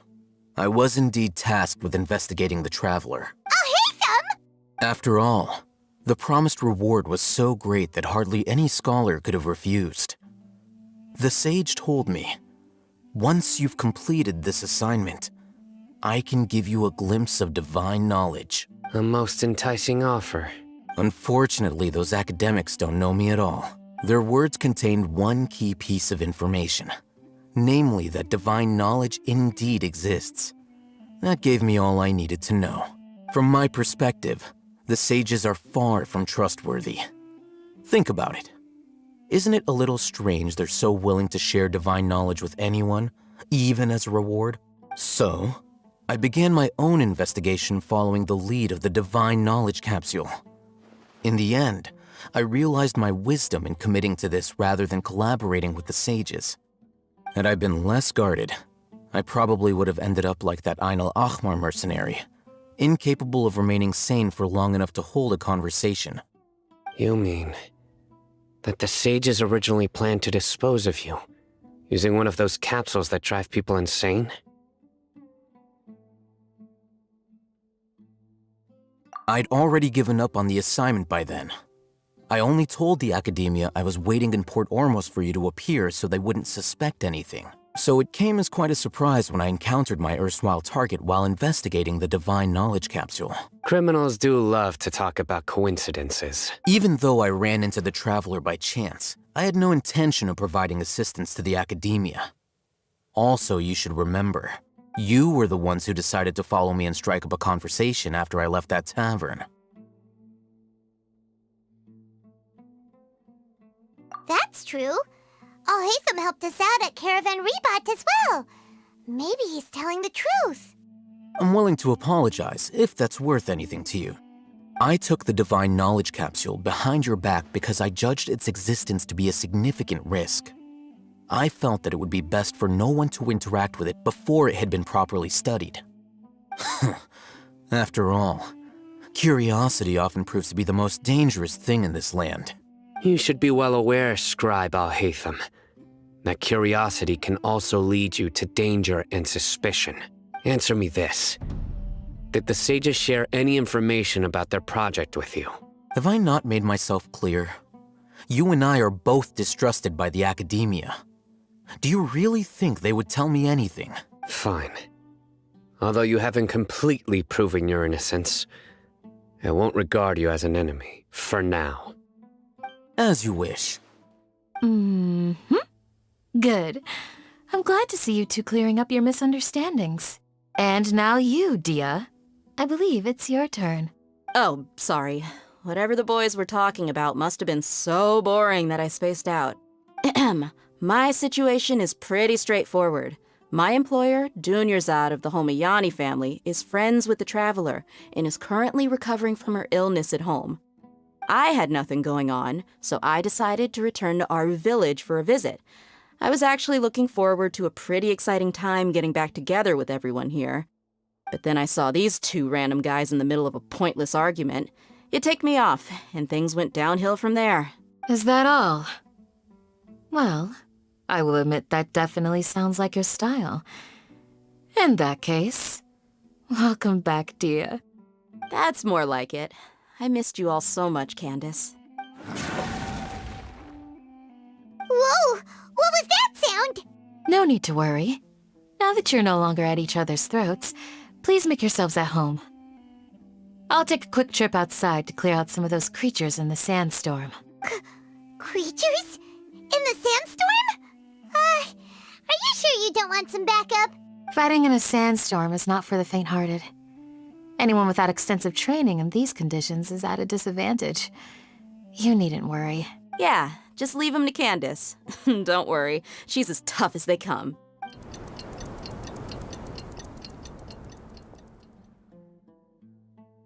The wind's died down. That means the sandstorm's over, right? Candace still isn't back yet, though. Is she alright?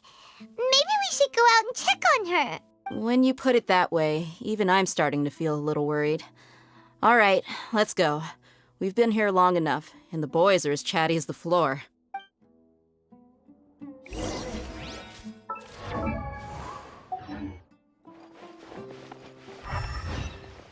Make my escape.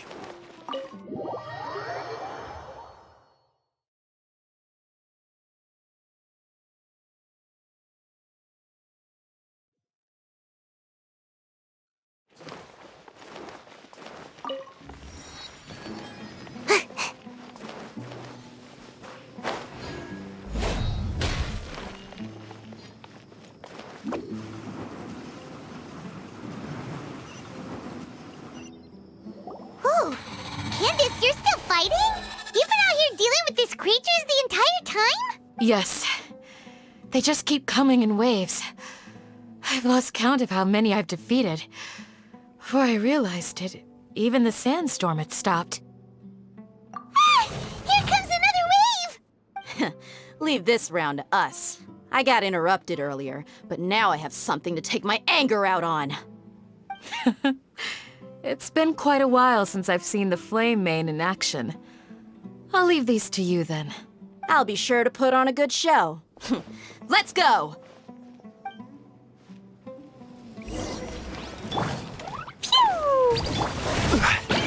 Gather! The wind knows me. Blazing delight! Jumpy Dumpty go! Here comes another wave! When are they ever gonna let up? Stabilize! Order guide you! One with nature. Fallen leaves. Adorn my... Ninjutsu! The creature stopped appearing. Was that the last of them? What we fought just now was probably the aftermath of the sandstorm. So we should be safe for the time being. Well fought, everyone. No injuries, I hope. Huh? Who are you? Ah, my apologies. I haven't had a chance to greet you yet. I had my hands full taking care of the village's elderly and children. I am the chief of Aru Village. Everyone usually calls me Uncle Anpu. Sir, I am also originally from the desert, but I have not been back for some time now.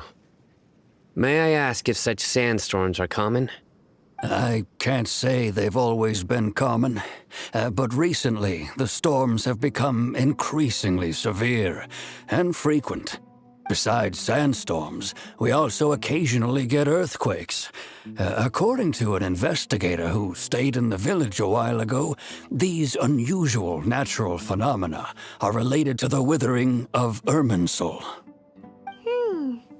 Another effect of Irminsul's withering. So, Irminsul's withering causes withering zones in the forest, and sandstorms and earthquakes here in the desert? Everything in the natural world is inextricably connected to Irminsul.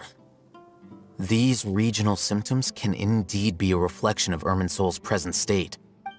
Everyone in Aru Village needs to take good care of themselves. Speaking of which, why haven't I seen a single village keeper since I got here? Village keeper? Who are they? Village guards like Candace? Does your curiosity know no bounds? Village Keeper is how Aru Village refers to mad scholars exiled here by the academia. Most of them are scholars who lost their sanity after a period of training in the Avidia forest. The academia believes that their crazed mutterings may have a negative effect on the psyches of other scholars. So, they're forcibly exiled to the desert. Though if you ask me, it's all a boatload of nonsense.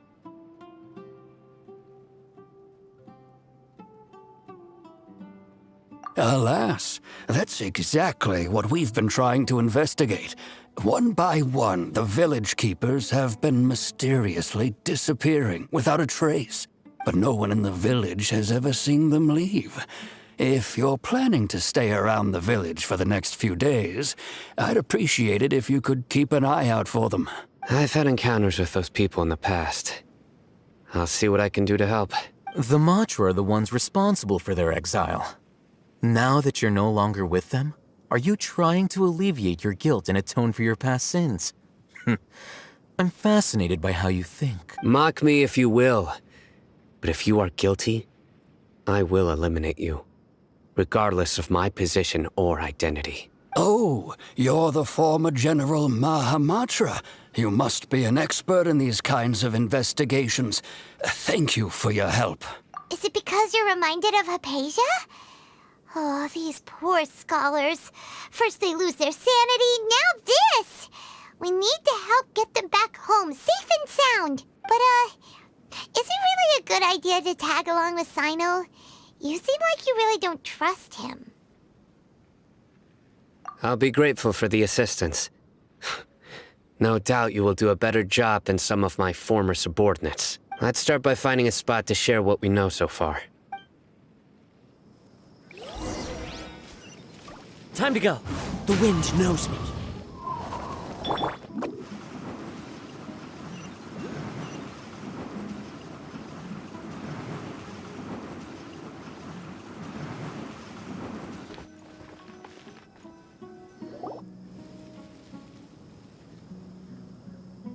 Although I've sent myself into exile, I'm still doing essentially the same things as before. Do you still have any questions for me before we start our investigation? One of my former subordinates told me that this title has its origins in a strange incident. The Academia has long exiled mad scholars to Aru Village. A mysterious phenomenon exists here. When mad scholars first arrive, they are as incoherent and deranged as before. But after spending some time here, they invariably begin to calm down. Initially, the people of Aru Village greatly resented having to take in the mad scholars. But a strange incident one night changed that. Aru Village was struck by the strongest earthquake in living memory. Seeing buildings on the verge of collapse all around him, the then chief of the village was preparing to take everyone to safety. Suddenly, he noticed a mad scholar crouching in a corner, caressing the ground with his hands. A soft, green light radiated from him, like a divine glow against the backdrop of night. Despite the powerful tremors that ripped through the ground that night, all the houses remained upright, almost as if they had grown roots reaching deep into the ground. In the end, not a single building collapsed, and no one was hurt. After that, the people of Aru Village treated the mad scholars with greater kindness, and began to refer to them as the village keepers. The soft green light? A mad scholar protecting Aru Village? What do you make of it, Traveler? Paimon thinks so too. Actually, Sino, do you know if any of the mad scholars continued to wear their Akasha terminals at Aru Village? In theory, they would continue wearing them so the Academia could still monitor their activities. With that said, the main Akasha system would no longer have any interaction with them. Oh, no wonder! Everything makes sense then! Add in the fact that they calmed down, it was probably Nahida who calmed them. If you are able to draw a conclusion from this one story alone, then it appears you possess much more information than I do. So, what do you make of the story?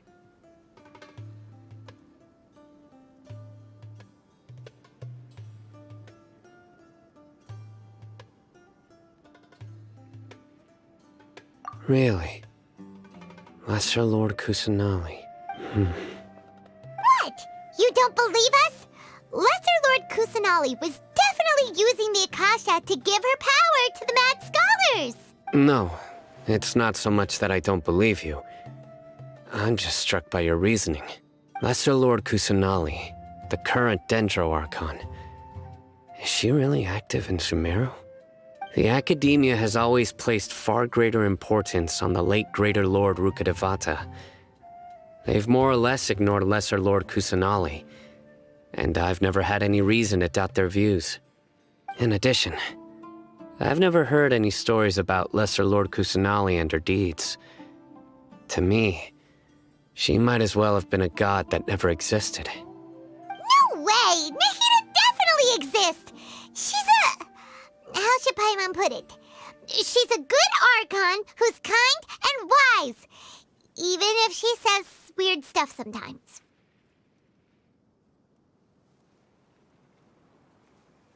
I've spent many years interrogating criminals, so I can easily tell when someone is lying. Good! Then you should know that we're telling the truth! That look in your eyes. I've never seen that from a liar. You two really must have met Lesser Lord Kusanali. How can this be?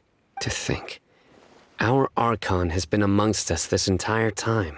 Alright, now it's our turn to put our skills to good use for this investigation. But easier said than done, especially since we don't have any leads. Maybe we can start by knocking on some doors. Excuse me, are you here to help me find my grandpa? Huh? Who are you? By the sounds of it, a resident of this village. My name is Isak. You'll help me find my grandpa, right? Is your grandpa a mad scholar? Hey, don't say that. Grandpa is just Grandpa. Why do you have to call him that? It's not like he's a bad person or anything. The person you're referring to is not a local, yet you are. Why do you call him Grandpa?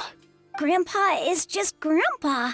He's my family. I heard everything you said to the village chief. Please, you gotta take me with you. I want to find my grandpa. I swear I'll help. I won't be a nuisance. Ah, so you're the one who was eavesdropping on us around the village chief's house. I was planning to go out and take care of whoever it was, but I had a vague feeling that they didn't harbor any ill intent. Whoa. Hatham wasn't kidding about Matra having sharp senses. Sino, he's just a kid. All he wants is to find his grandpa. Let's find a way to help him. Sorry, I was only listening in because I wanted to know where Grandpa went. Honest. If you don't believe me, you can ask Miss Candace. All right. But first, let's confirm the facts with Candace.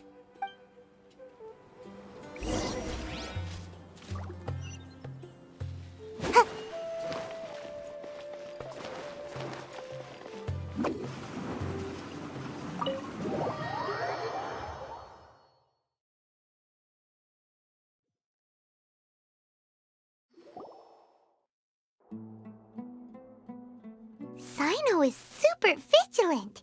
Is this what all the Matra are like? Ah, you're back already. We just wanted to confirm something with you. Do you know a boy by the name of Isak? I had a feeling he'd go looking for you. Huh? You knew this would happen? Yes. Although he tried his best to stay hidden, I still noticed him eavesdropping outside the window. He really wants to get his grandfather back.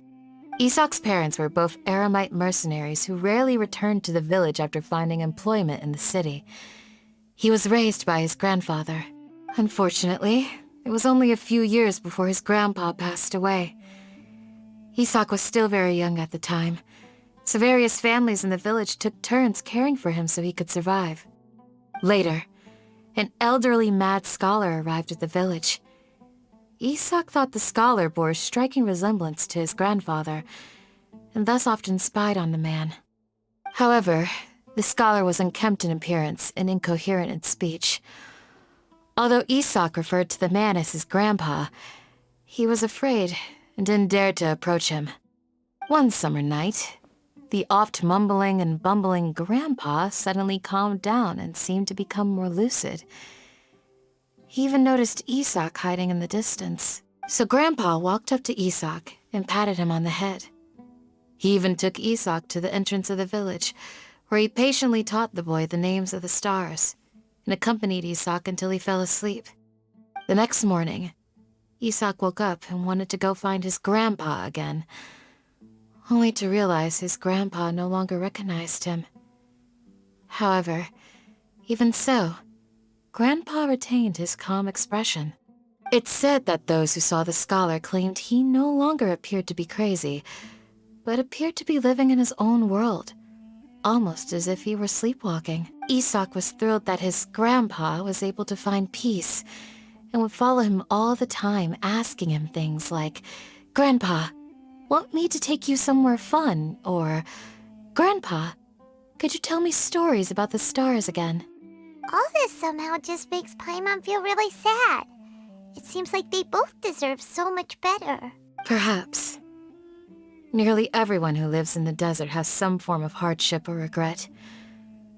But even so, we must still continue on with our lives. It's also my reason for fighting. I must continue to protect this land.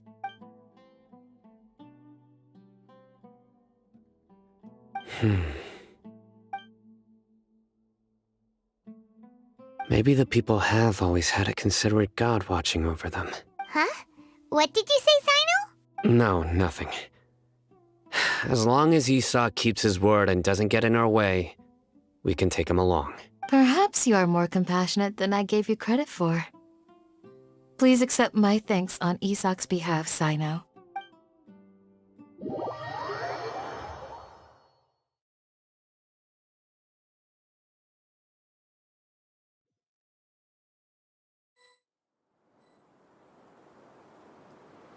Hey, Isak!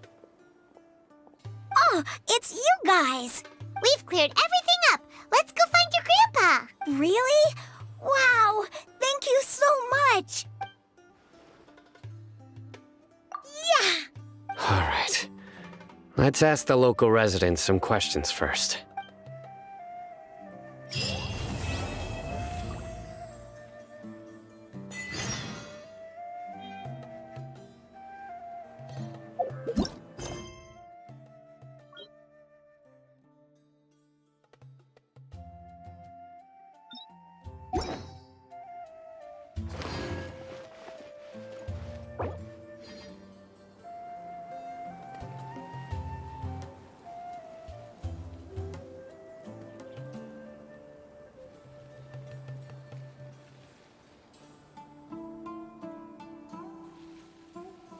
You need to watch out for any signs of earthquakes and sandstorms.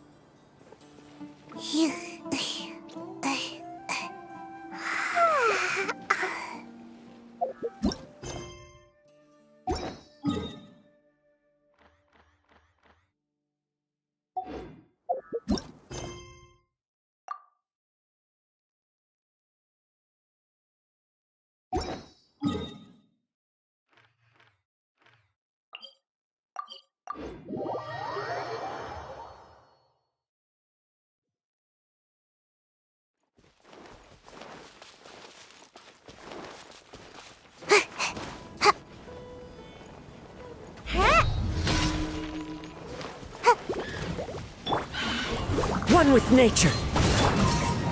Solidify! Pew! Fine, fine, boom! The wind knows me.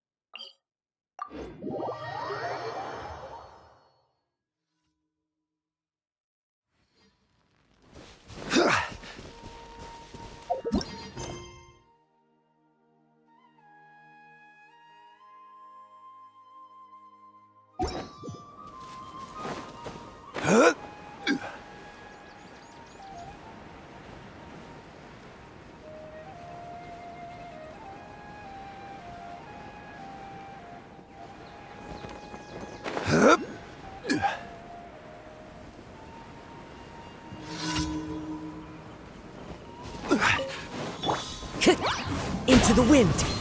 As one with wind and cloud. I will have order!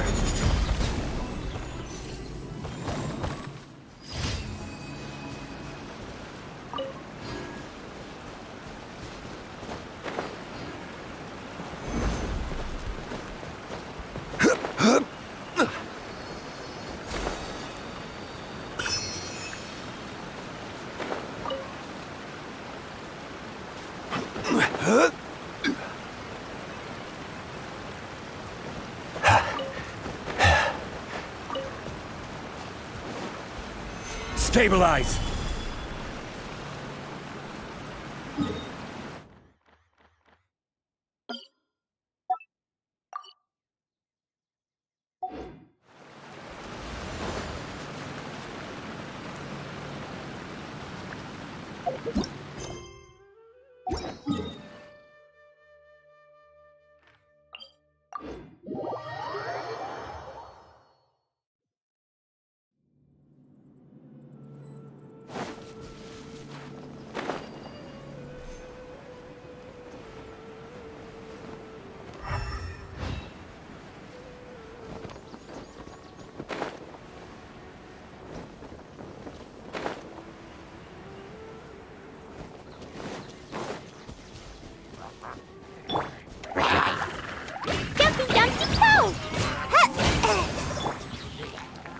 Solidify!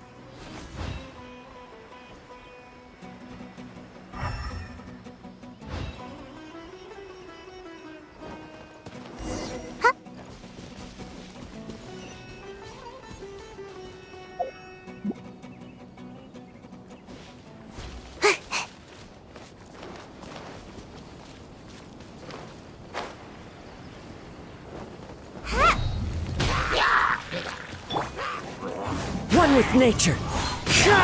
Order guide you.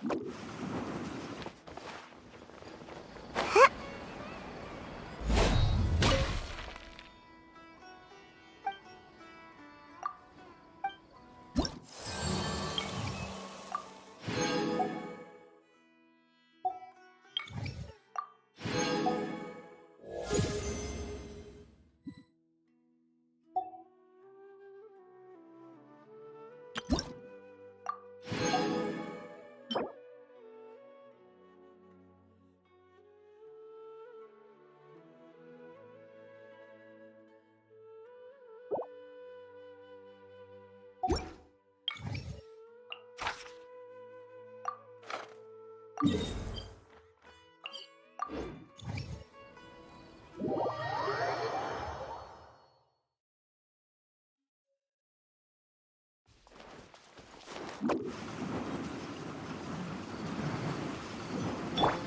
to go to gather. Where do you think you're going? Into the wind. Clouds high. The birds come. I will have order. Sparks and flash! Jumpy Dumpty go! Now you're testing my patience. Ha! Da da da!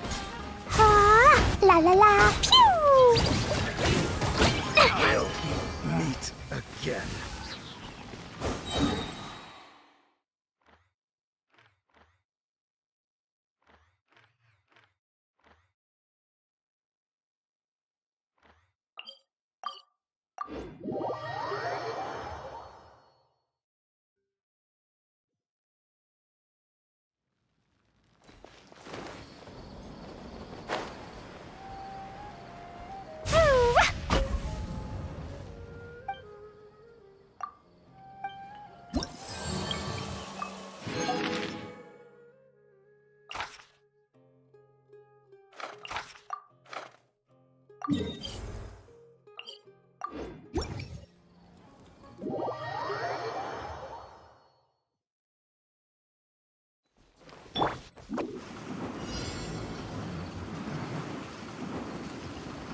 Right. That's close enough. Yeah.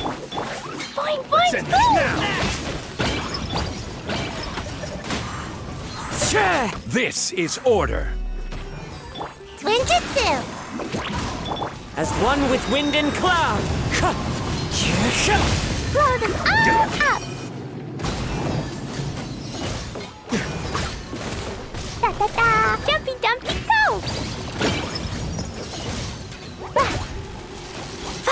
We'll meet again.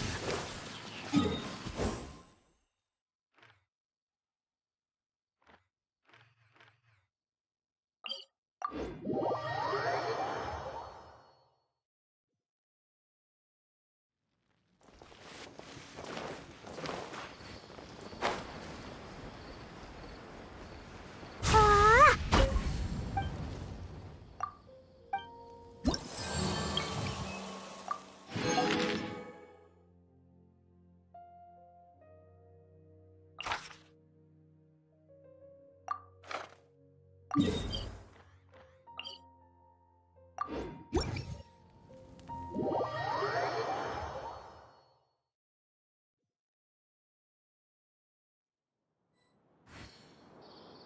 Da da da!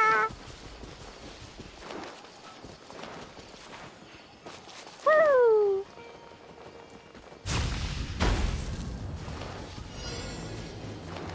Da da da! Stabilize. Bye! Boing, boing, boom! Pew! I will have order. Come on out! Wind Strider. Solidify. Sparks and flash! Jumpy Dumpty go!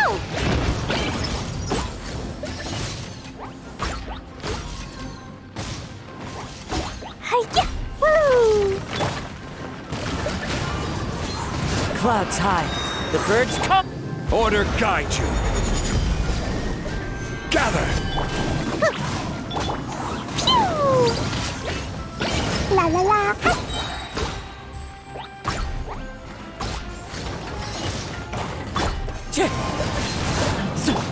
Bye!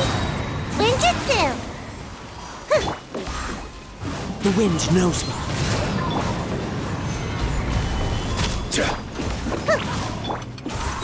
As one with wind and cloud.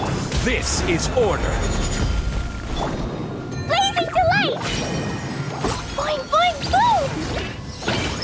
Pew! Da da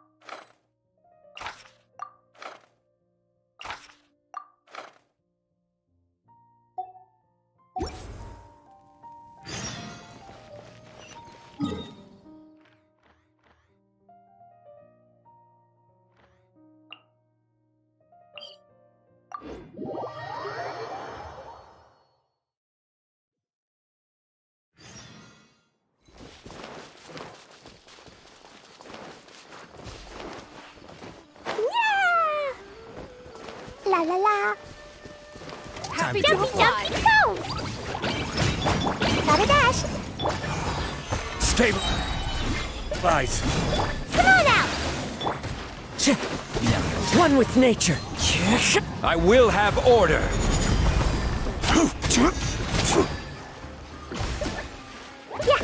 We'll meet again.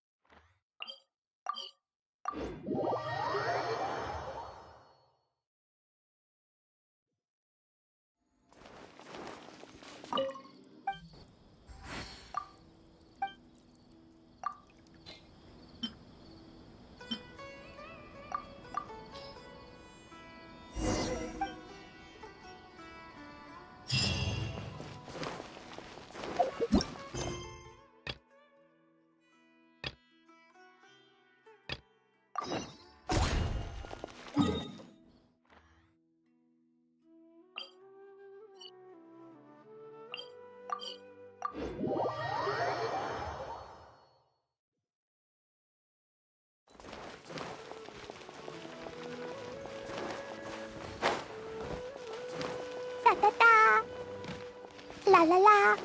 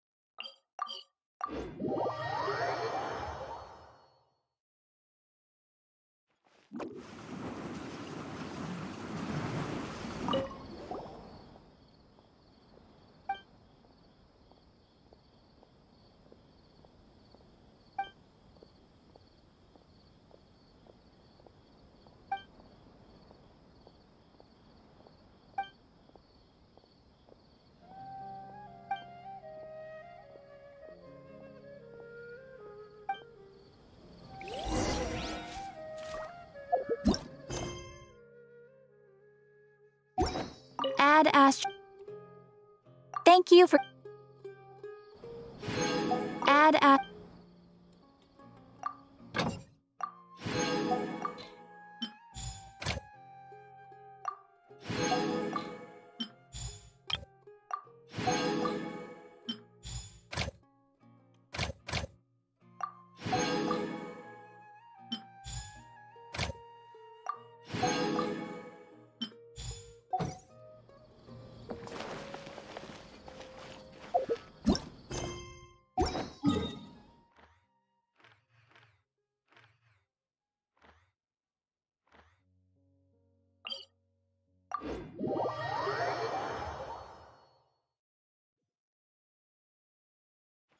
Make my escape.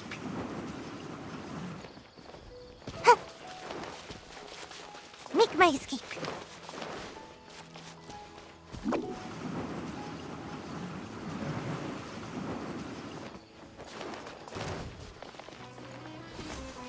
Make my escape. Into the wind. Gather. Fine, fine, go! One with nature. Ha,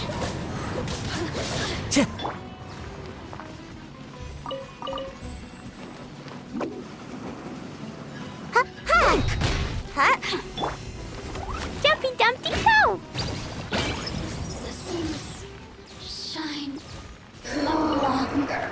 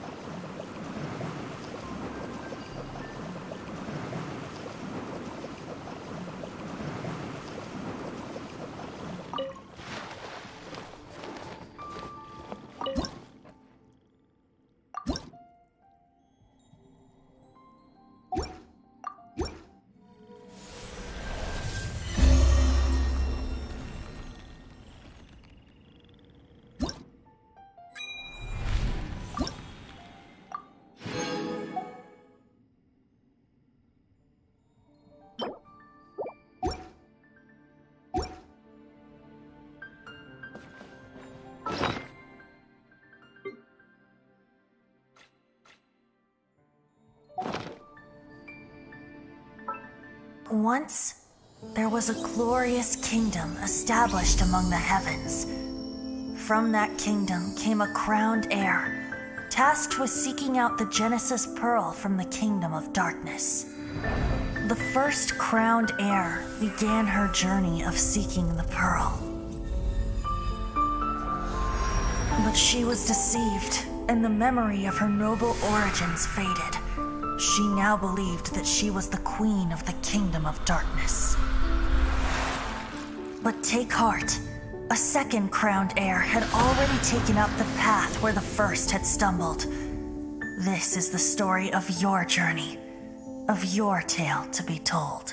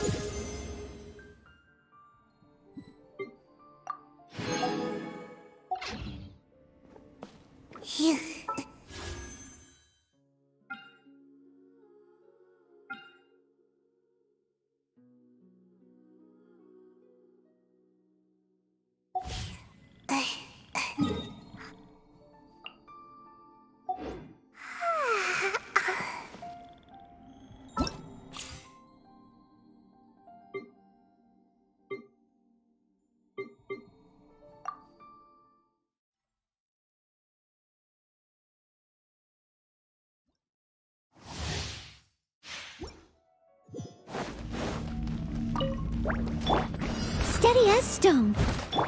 Nowhere to run!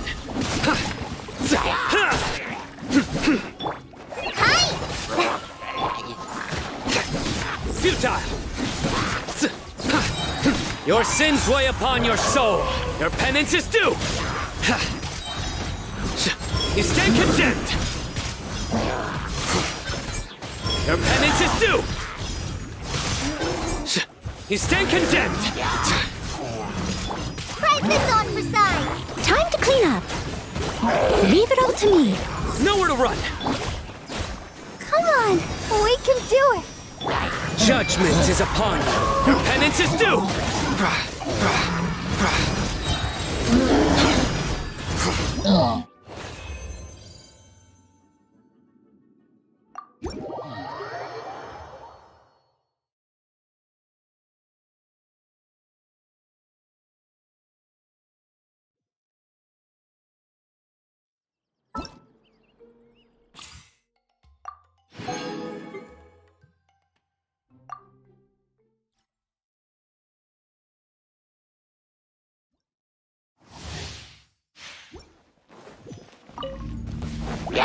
You're in for a little shock. Yahoo!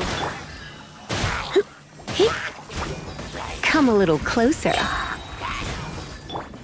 Here we go. Time for takeoff. Eat this! Surrendering will be gentle. Brace yourselves.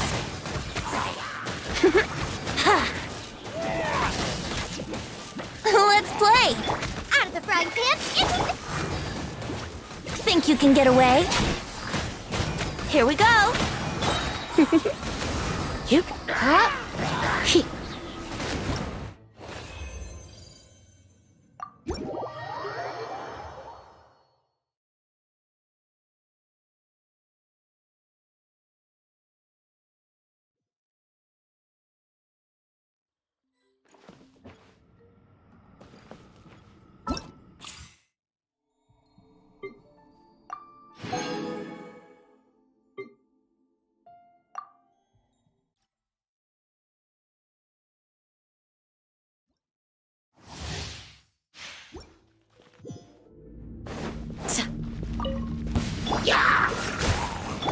Yield!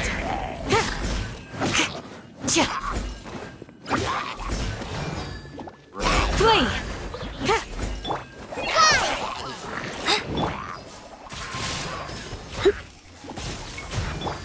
Grant us your blessing. Do your worst.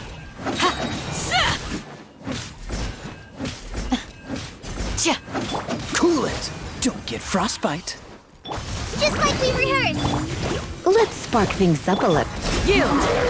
We shall prevail! Go! Do your worst! This world will be frozen in time. Freeze! Try this on for size. You're in for a little shock. Surrender and I'll be gentle. Come a little closer. Don't be such a brute. Hear my prayer! Yield! Dodge this! Oh, so sorry. Pull it, Amber! Help!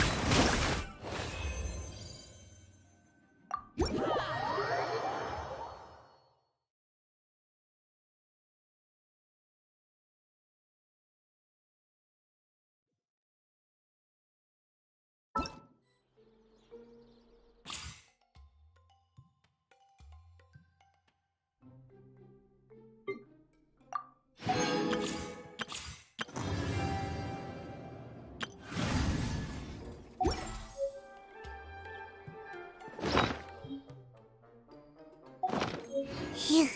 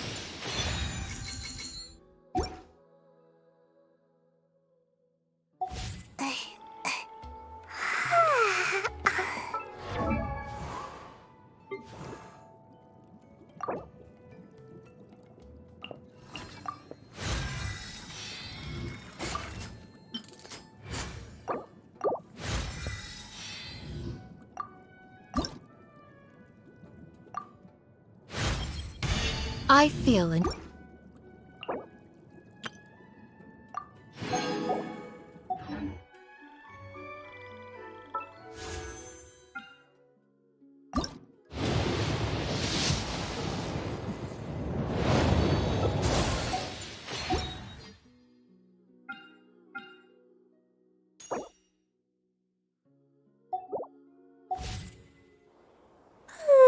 Surely I should be due a growth spurt by now.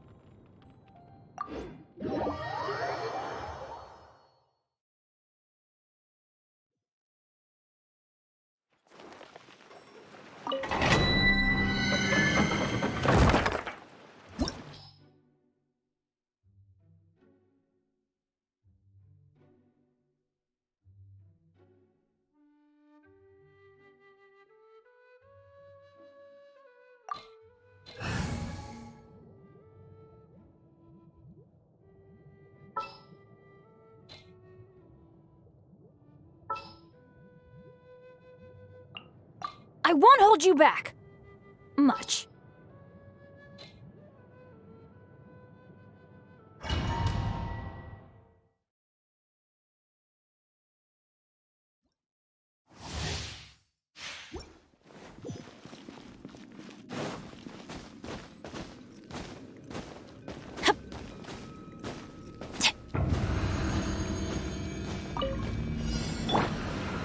Into the wind! Huh? I'm going in! Blow them all up! Boing, boing, boom! Yeah! Hi-ya! Jumpy Dumpty Go! The wind knows me. Fallen leaves, adorn my night! Let's light it up! Teamwork is... Order guide you. Boing, boing, boom! Stabilize.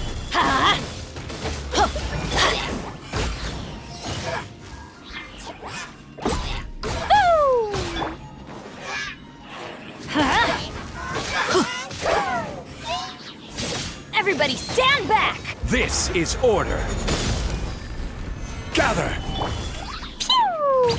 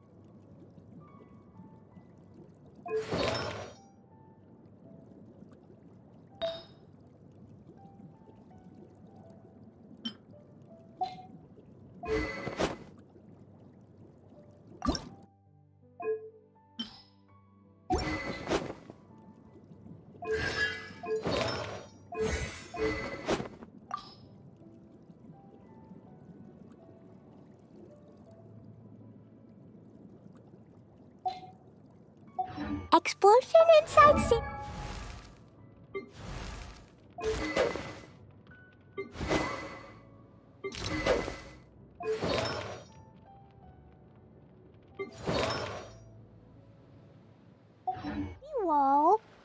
grounded be thy...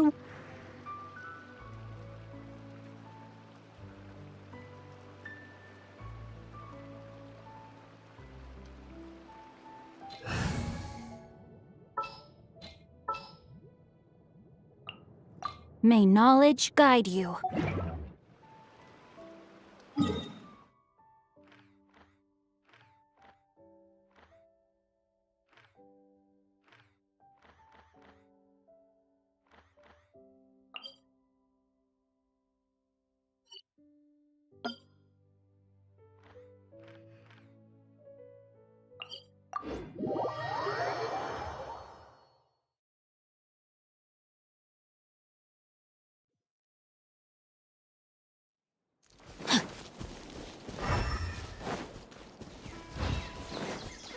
Time to act.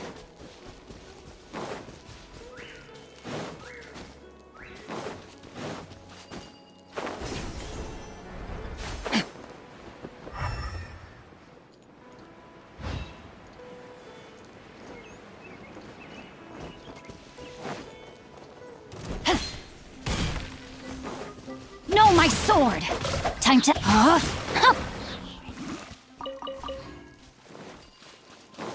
Body and mind.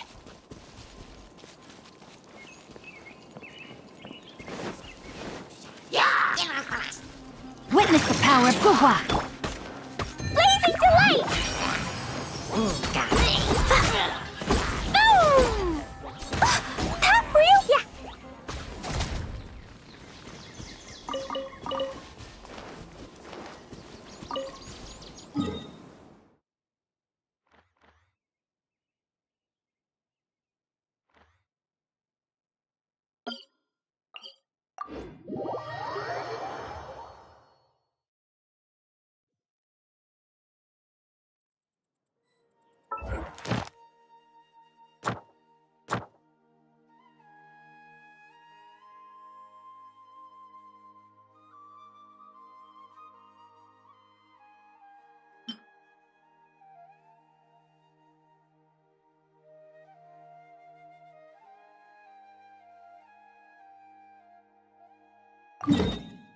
Do you want to come fish blasting with me? I'll get grounded for a whole day, but it's way worth it because the fish tastes so...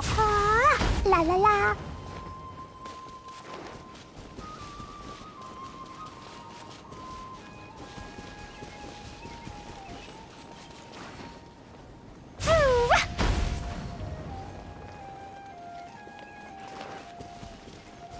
Da da da.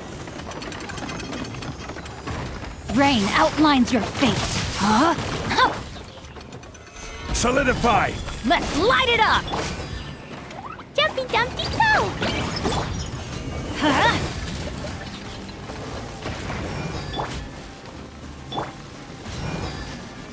Let's light it up! I'm going in! Let me weave you a verse. Blow them all up! Hi-ya! Yeah! Yeah! Ooh! Hi! Ooh! La la la! Da da da!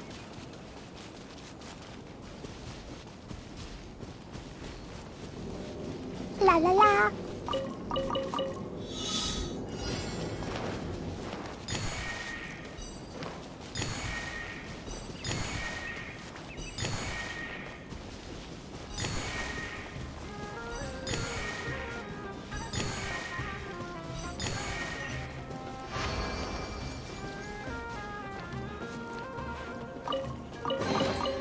Maybe there's even...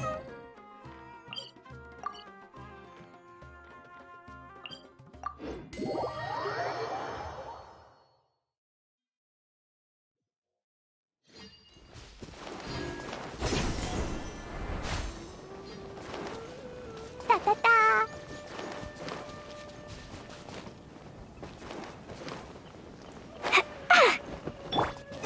Order guide! Gather! Rain outlines your fate. Huh? Huh? Teamwork is dreamwork!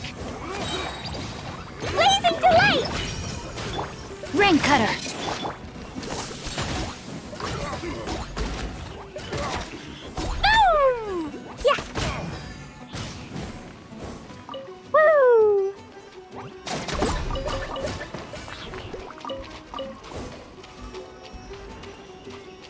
Da da da!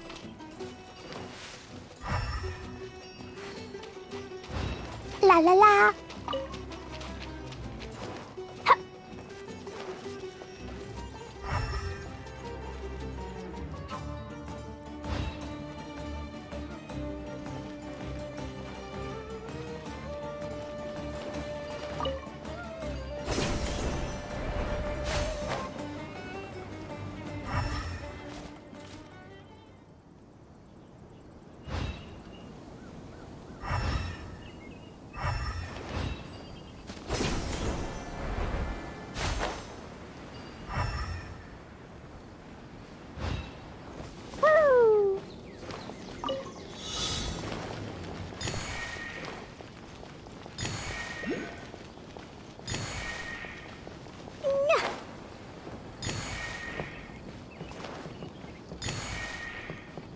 La la la!